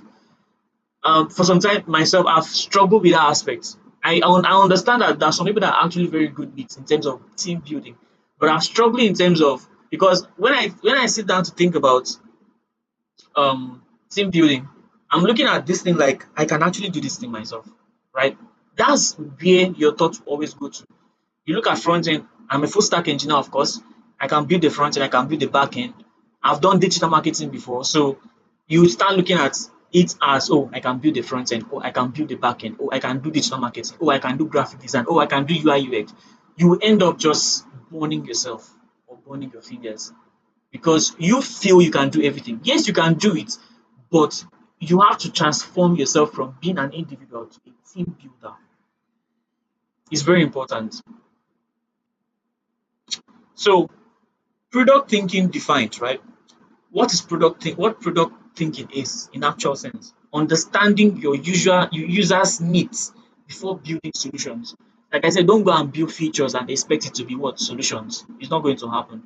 Balancing technical feasibility and market demand. Very important. Balance your technical feasibility and the market demand. It's a good tool when you want to build it. Great product, nice product, outstanding product when you want to build it with code. Because of what? The code is very massive, the code is very voluminous, no problem. But is it what the market needs? It's a good question for that. Is it what the market needs? If it's not what the market needs, my brother, my sister, you end up just burning yourself. You're just wasting your time. It's not going to work. Market strategic trade-offs based on business impact. I think that's well explainable itself. Measuring success through users' outcome, not features shipped. Nobody cares about how many features you have on your application. What in short, what investors really cares about is what? Numbers. If you go to places like, if you go to like venture capital like pitch platforms like Dragon's Den, there's a particular man himself that what he asks you is what? Numbers. Numbers in terms of how much have you made, how much have you spent, how many team members are you, how many years experience. You see, numbers, they just work with numbers in that aspect, right? So you measure based on user outcomes. How many users do you have currently? How many users do you foresee in 5 years, 10 years, 30 months time, and all of that? These are the questions they will ask you. Nobody cares about the features that you have. Now, understanding end users. One, direct users research. Right? You need to even if you don't conduct interviews, if you go to ChatGPT and ask, validate this idea for me. What is the trend? And does this idea validate in market in line with what the market actually wants? ChatGPT will give you information, and it will also give you what? Links. Even now we have Google AI. If you go to normal Google to actually search, right? Google will actually they have the AI aspect of it. You just close to all. After AI, you see all, right? After you've made your search, right? You just click on that all. It's going to give you all the informations, all the links that are important to that particular research that you want to do. Number two, empathy mapping. Document what users think, feel, see, and do to build deeper understanding. Not what you feel, what the users actually feel and think, right? Personal development, right? Create detailed user profiles that guide product decision and feature prioritization. Continuous feedback, very important. So now, transform yourself from features to solution. Great products aren't built by adding more features. They are built by solving real problems elegantly. Please, very important. Now, the business layer, market validation, revenue models, and then scaling strategy. These are the three things your investors will always ask you. Very, very important and vital. Market validation, prove demand exists before building at scale. The proof that demand exists is that there's an existing company that is building something similar with what you're doing. Or there is a real problem. There is no company that is doing exactly what you're doing, but there's a real user problem, and you can actually prove it. Maybe through what people say on Reddit, through what people say on Quora, through what people say on X, through what people say on Facebook, Instagram, and whatever platforms you're on, right? If you can prove that this market is valid based on what people have said, right, then that means that there's actually a validation. It's not a must that there's a company building exactly what you're building. Market can be validated based on what people suggest, based on what people have been saying over time, and then maybe there's nobody that is really paying attention to that direction to build. Then revenue models. How are you going to make money from this thing? Good idea, no problem. Nice idea, no problem. How are you going to make money from it? Investors always want to know this. Very important, because they want to give you $50,000, $100,000, $1 million to build your product. What would be their gain? Because if you're not making money from it, then they're just throwing money into the ocean, right? And it will not make sense. So you have to be able to align your idea with how would you make money from it. Then scaling strategy. What is your plan to grow beyond now? And I always say, always have a 5-year plan. Always have a 5-year plan. If your product cannot have a 5-year plan, I mean, I don't know what you're building. If you are building if you are building a solution and your solution is just now, a solution for now, I'm telling you that in the next few years, there's a company that is going to just replace you instantly. You can just come out of the market, another company builds and come out instantly and replace you because you don't have what? A scaling strategy. Very important. And then standing out in a global talent pool.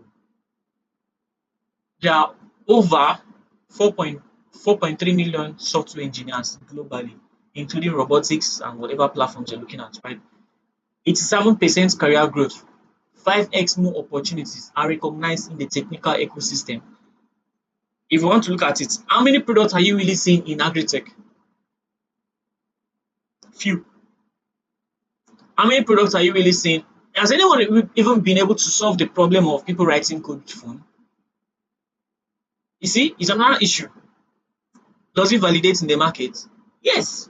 People might actually love to explore it, but there's no one that is building such products yet. Crafting your technical identity, compelling narrative, right? Your narrative have to be very compelling, right? Maybe you have a story that you want to tell. It is through your story that you can actually, in short, storytelling is very important in terms of business. If you can't tell a story with your business, then I'm sorry, you're just building for building's sake. Not because you're wasting your time, but because you have not been able to make this business with what you feel or what you have been experiencing or what others have been experiencing. So if you cannot validate your idea based on stories, right, then there's a problem. You just need to sit down and just rethink about it, right? Then deep expertise, build trust, and then strategic visibility. Platforms and presence, right? Essential platforms like LinkedIn, GitHub, Twitter, Dev.to or Medium, and then building strategy and so forth and so on. Now, the founder brand advantage, right, is build publicly. I did not include that here. You have to build publicly. There's one thing that happens when you build publicly, right? You you don't procrastinate. There's something that pushes you every single day to wake up and continue building. Whether you like it or yes, it's going to push you because you said it on X that, oh, I'm going to build something for 30 days. And then you have to just keep to your word. Else, maybe you're just trying to play around. But if you think you're really serious, build publicly. And that gives you more validation, more exposure, fun attraction, talent acquisition, and then market adoption. Now, this is my last take on this. Build, think, and brand, right? Don't build silently. I made that mistake when I was starting out in tech. I was building silently. At some point, I even left social media. I was just building quietly in my room, just building. Yes, I had opportunities, little opportunities, but nobody really knew about me. Sure. When I started my Web3 um, company, my Web3 company, as at last month, it's been really hard to even get users on board. Why? Because I never for once built publicly. So you have to start now to build publicly. Build yourself publicly, your brand, your personal brand is even more important. Because if people trust you, if people trust you enough, then trust me that they will always want to come to do business with you, including what? Pushing your business, your own personal business for you. Another last thing is, don't try to think that everything revolves around money. The AI tools we are going to show you, most of them are even free. And these days, you can actually build a brand from start to finish, all of them with AI, right? You can build everything, branding, name, even the name generation you're talking about, right? The name generation can be gotten with an AI. Your brand, your pitch deck. You show this pitch deck I did with an AI. Everything. I did not change anything. Everything I did here with this pitch deck was an AI. I did not change a single word. So you can build a complete brand with what? AI. So everything does not revolve around money. Even the talent pool that you're talking about, you can collaborate with your friends. It doesn't have to revolve around what? Money. Try to do what we call establish relationships that can actually help you to do what? Build your brand. And in the end, do not forget that your entrepreneurial leap must what? Starts with what? Build, think, and brand. Thank you.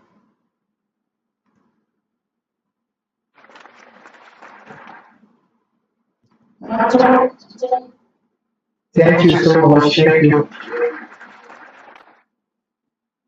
Thank you, Joseph. Oh, today is great. Good. Alright, so yeah. So if you have, you can see I've been sending the links to their LinkedIn accounts and speakers for today. You can follow them, ask questions, get to connect with them. Don't rely on this present on this or just follow up. Okay. Just a quick reminder before we go to our last speaker who has an awesome topic. AI LLMs. Okay. AI and LLMs, large language models. It's something that is trending now. Okay. So I will encourage us to be active, just give us a little time. And also, if you know anyone that just left, you can tell them to come back because this is very important now. All right. Now, also, there will be I would like to also remind us quickly before Vincent comes in. Okay. Please, if you know that you have not, created the message of offer yet and you haven't shared that on your social media account, LinkedIn or Twitter, you can do that. Use the hashtag PIP4, PIP4 and also hashtag Programmify. I will drop the link now so in the chat box so you can do that. Also introduce yourself so you can also meet other people who have the same skill as you. All right. For the Discord, on the Discord, we get to introduce much better. Share links so you can follow each other. I will drop the link now to the poster. You can check your email as well, but I'm going to drop that here. Use hashtag PIP4. We'll be monitoring you most of the hashtags we're using before and Programmify. Okay, so I've just dropped the link now. You can click on this link, generate your poster, just put your name and your upload your picture. And when you do that, you can click to share directly from there to Twitter, Facebook, or the social media accounts you use. I encourage you to use try LinkedIn and X. Many of our speakers today, particularly if you listen to many of our speakers today, have encouraged you about building public, which is very, very important. Please, it's very important to share your work. I also, from what you just said now, I'm also a victim of not sharing my work early on. When I started learning coding, I was doing coding 3 years ago, and I was just building in silence. Okay, and that affected me. And you could see that someone that just started coding a group could just ask you and doing some things better than you that have been coding, and you just go viral. Better than you that have been coding in silence for like 5, 6, 7 days ago and see you are building something. Now it's about going out there. All right.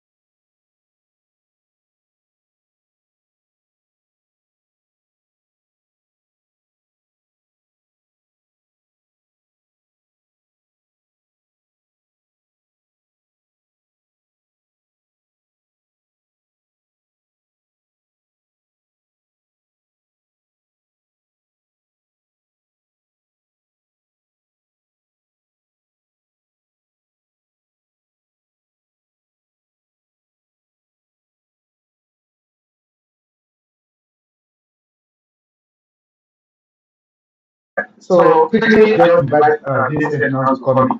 Yeah, Vincent, over to you.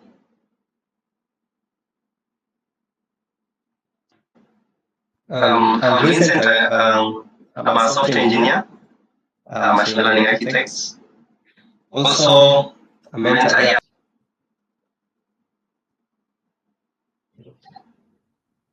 Yes, I want to share on a topic, artificial intelligence, large language models, and possibly our machine learning or even deep learning.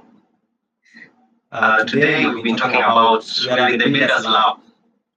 So basically we'll be building with AI, what we call the generative AI. Everyone is talking about ChatGPT, Gemini, Lovable.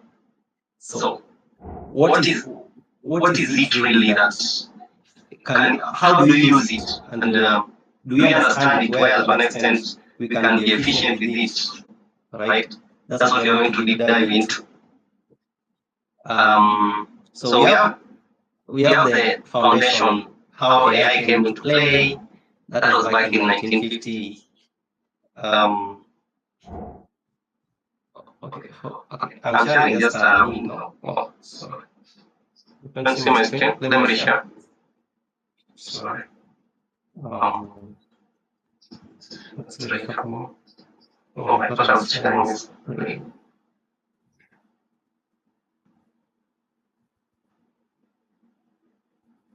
Okay, is my screen now visible? Yeah. Yes.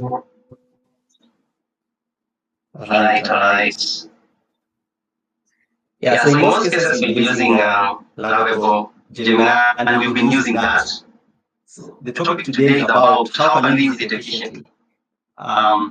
Basically, the generative models have all the data needed to build maybe a website, a platform, a system, but we need to understand that these models are more of assistants, but you're the author. So when you start building, you need to understand that building is all about prompt engineering. How do you instruct the model or the large language model to do what you need? Right now, you can say you cannot tell AI to build for you a website like Facebook. You need to be contextual. You need to understand what you are building. That's why AI is not coming to replace us. AI is not replacing anybody. AI is not replacing developers. AI is assisting developers to be to speed up innovation. In the recent past 5 years, innovation has really skyrocketed due to the rise of the this new technology, artificial intelligence. So okay, let me just present. So we need to render presentation. Good. So if you can see my screen.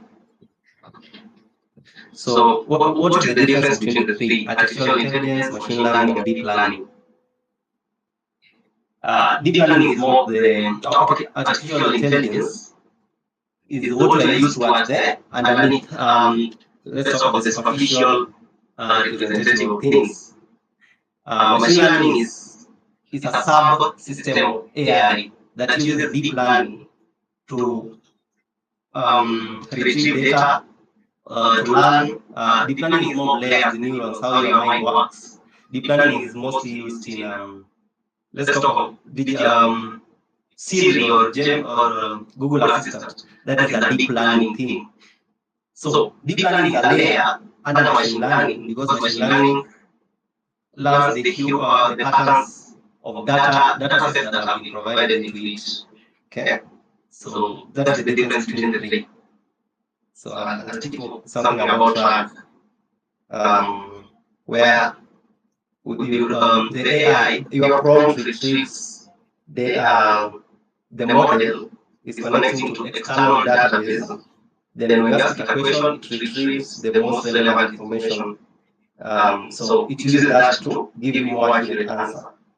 It's also useful in research and all that. Because of time, this is a very huge topic, so I'll try to summarize it as much as possible, as very small, right? So the definition of AI, this one you can read. AI is it came way since 1950s. It began at the Dartmouth College. Okay, this is where it was first introduced. So in those early days, the systems were rule-based and could not only perform simple tasks, but due to the rise of the internet, we now have data. So the first thing you need to understand the limitation of AI. AI depends on the data that has been fed on it. If you look at the internet age, the 1990s, the 2000s, retrieving data or getting data is now common. You can get it from anywhere. Even we hear Facebook retrieves your data, they can learn everything from you. Then from that, they can develop an AI, let's say Meta. Okay? Though they are claiming they're not doing that, but AI is more about data because it's trained on those. So AI research moved from the 1950s, which was rule-based, to machine learning models. So machine learning models are more of data rather than programming. You feed it with data, then from the data, it now learns and gives an accurate information. Okay. So we live in this era of machine learning and deep learning. I know deep learning is more complex, bit, but we'll get into that. Okay. So we have the basic models. Those who know regression analysis. So deep learning is more layers. Okay. So during the internet age, deep learning changed everything. AI was now able to process information in ways that mimic human brain. That is now what is deep learning, the neural networks. So this architecture generally allowed AI to recognize images. I know most of us have interacted with maybe ChatGPT image detection, those ones. We can talk about speech to text, the ones that Tensor Compute uses, making a decision for you. Okay. Yeah. Also translation. The translation we're using is more deep learning context architecture than the natural language understanding.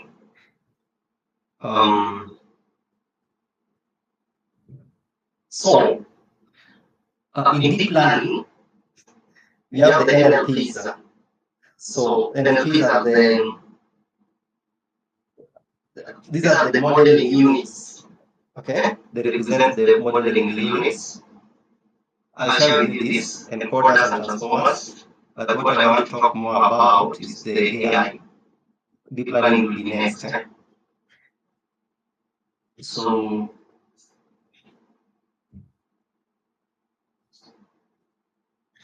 in language processing, okay, there are two things that we need to understand.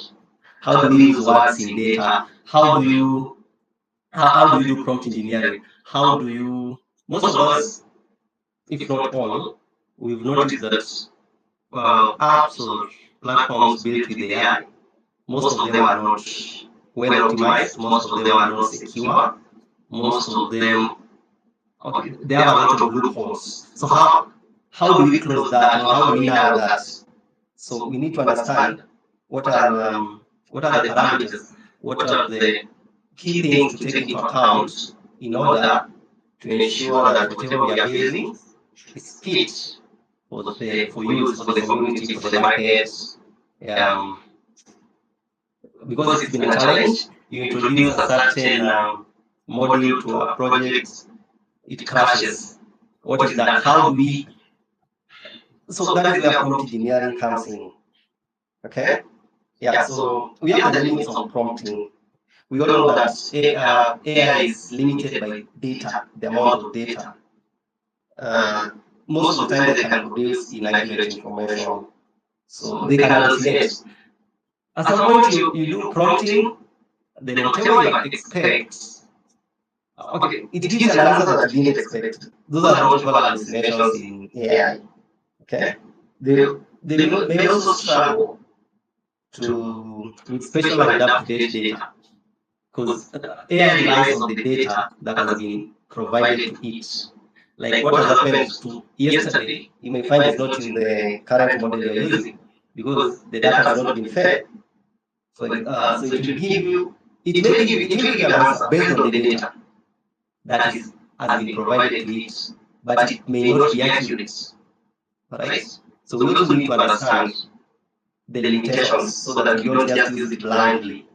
There's a company that uses AI to build a cooperative system that was doing some wrong calculations on interest, but the user interface was 12% and it was doing it at 8%, and I can't remember in class. I can't just remember it. So we have to understand things that are critical, like that involves money, health, how hallucination and how inefficient data can really lead to disaster. Okay, so that was another thing that we also have another thing using AI. We also have the tiers. Okay, when you're using the paid model, it's more advanced than the unpaid, like a tokenized one.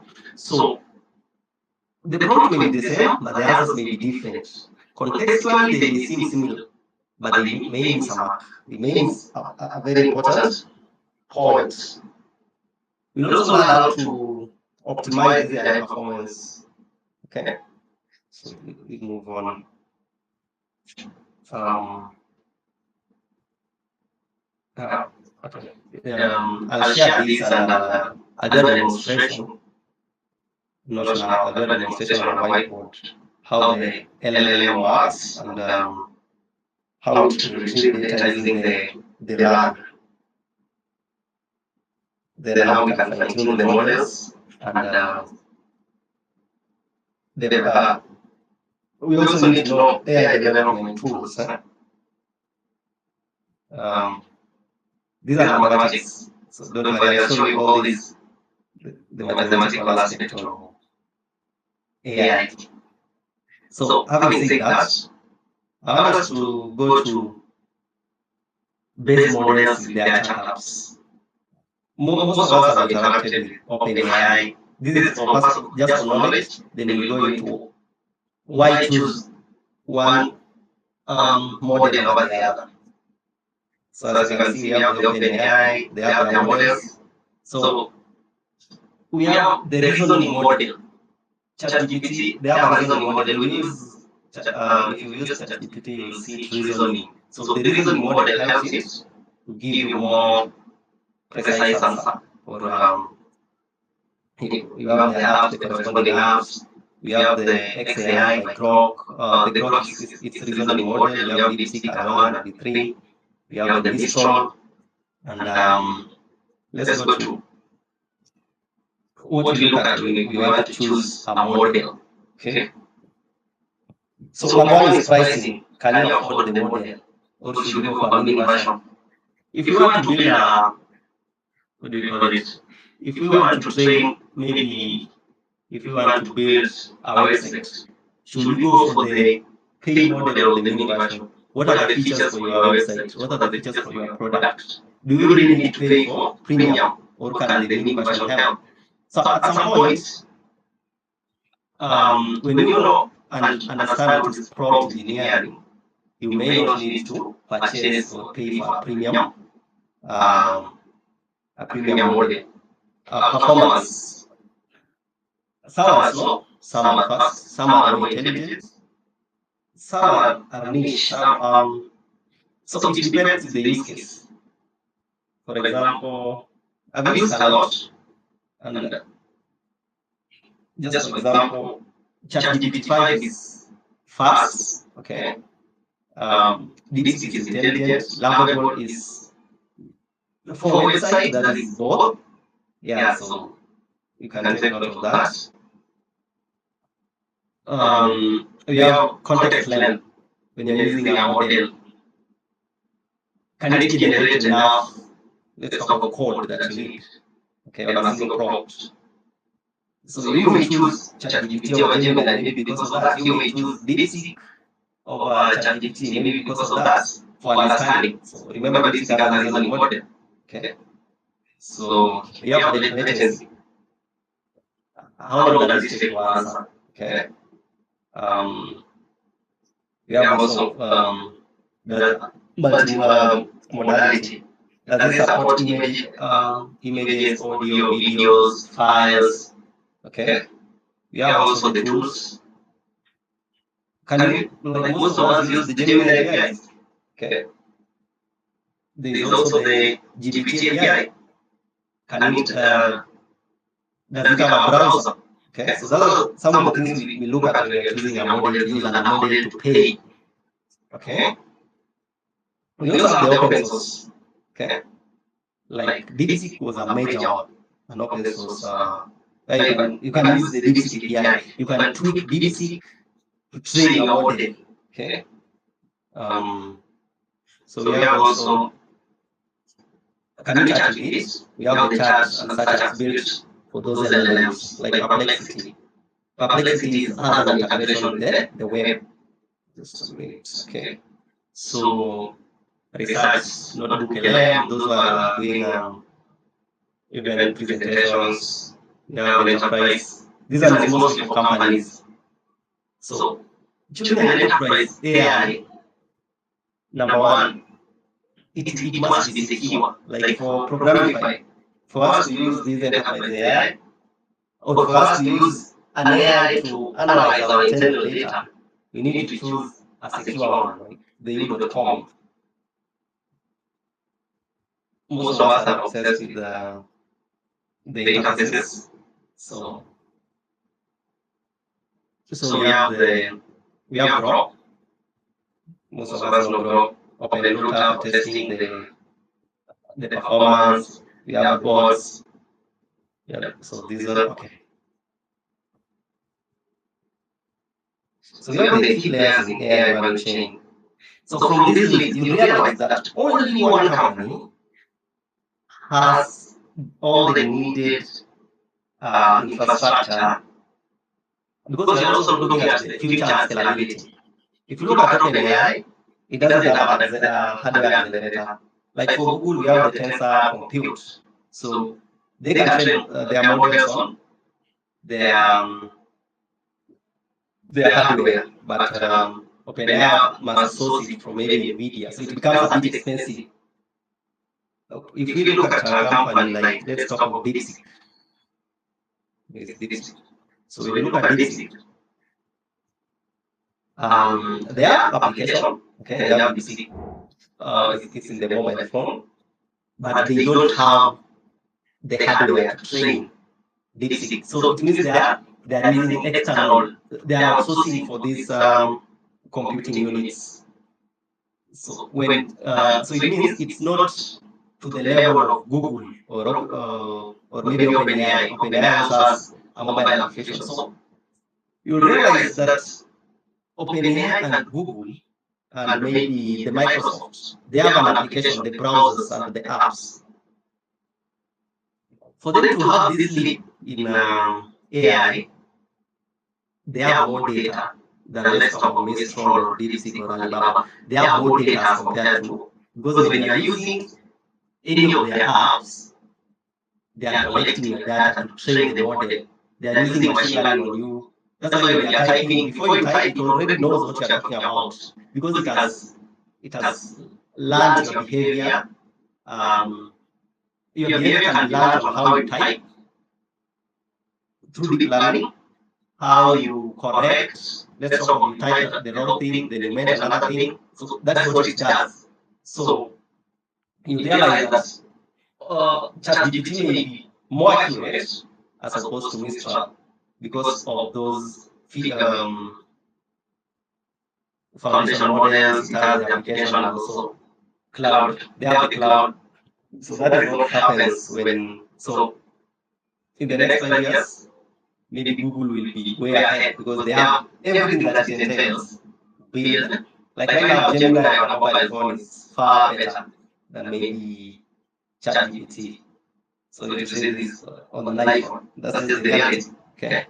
Because ChatGPT, okay, the Siri on Apple is running system on chip. the model is embedded into the operating system. It's not more of first party. Okay, so that's what happens. There's only a point where there's only a certain level that AI can reach. Okay, let's talk of from 0 to 50. The training can be so fast because of the available data. From 50 to 100, a bit fast. 50 to 80, it will be a bit faster. From 80 to 90, it will start to slow down. That's just how it works, because from 80 to 90, most data has been exhausted. Okay, because AI relies on the data. So how can these companies now harness data to fill the 10% remaining? That's why they introduced the hardware-based AI. You see Meta introducing a glass just to harness data. It's not, they're not even about selling it major. It's about to get our data. Someone coming with what do we call it? Maybe voice recognition in a meeting. That is just for data. Because we have reached almost peak, we are plateauing. Because all the data, the world data is already available, but it has reached its peak. It hasn't. To go to 91, it will be so hard because of data limitations. So that's just the insight of it. If you look at this graph, the reasoning models, as I talked of the reasoning models, right now we have okay. From the recent, before ChatGPT 5, there was the O-forming, the reasoning model of O-forming that has been dominating, been at the top.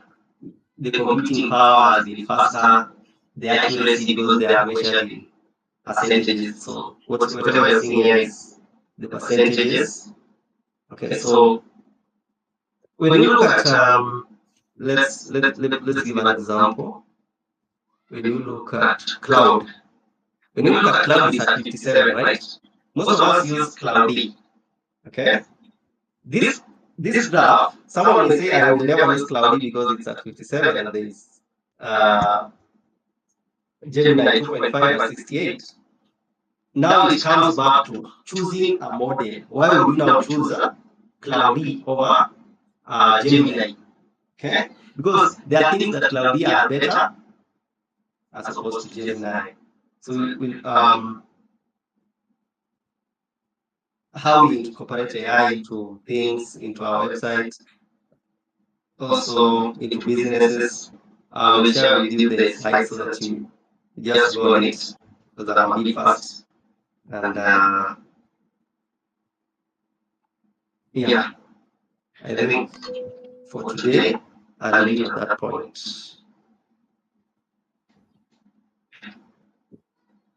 Thank you.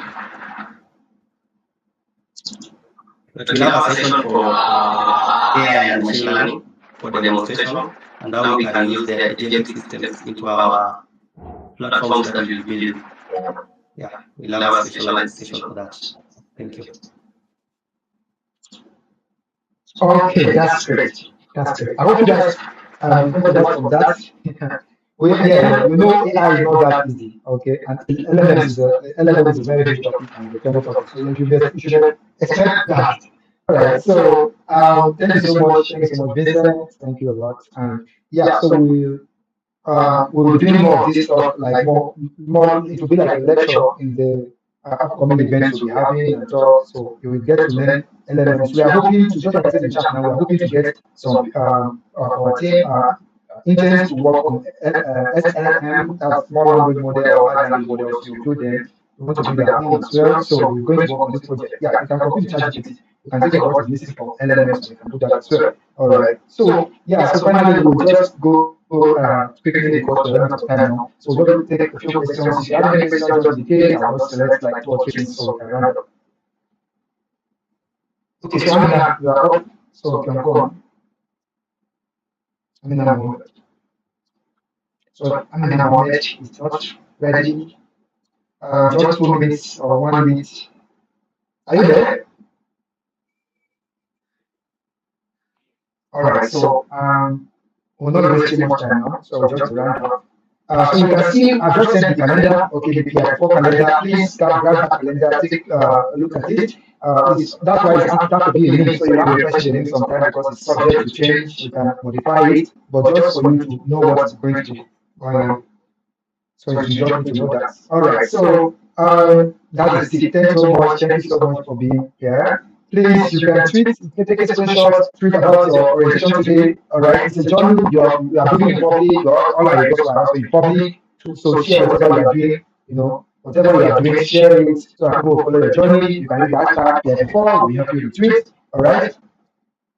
Okay, so unnecessary have a bad experience, bad network. All right, so no problem. Sorry about that, but you can always ask a question. Team at Programmify.org. Ask a question there. You can also go on Twitter. Just please, our Twitter account s.com/Programmify. That's just it. Everywhere Programmify. Okay. So please, how can I meet my fellow colleagues? Yes, you get the Discord link sent to you. Just immediate orientation. Now we want to email about it, so just we'll be getting a lot of. In fact, all what we have discussed today, the slides, you will get them, all right, you'll get them today. You also get some links, you get instructions, you get Discord link, and this calendar as well be sent because some people are already not here. All right, you get all of them.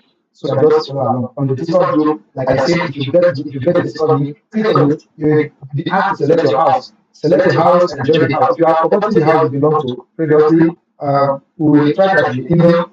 So you can just join the house you belong to. And when you're in the house, you can meet your colleagues, discuss. Please don't jump from one house to another, please. Don't jump from one, don't build your house. And the team meeting will be done, your mentors will inform you of the team you belong to in your house. So we have two mentors attached to a house, right? For example, the Atlas house has two mentors, the Zenith house has two mentors, the Flock house has two mentors, and like that. So you have mentors, your mentors will meet you on the standard meeting. Always you get the standard meeting 10 a.m. You get the link, and also for the Friday meeting also 10 a.m. But you can always discuss your mentors when you have the opportunity to meeting with your mentors. You can adjust the time that works best for you. Okay, that is it for now. Thank you so much. Thank you so much. I really appreciate you guys for attending your presentation, and we look forward to seeing what you do. We look forward to seeing us become a family. Yeah. All right. So that brings me to the end of our orientation. Thank you so much.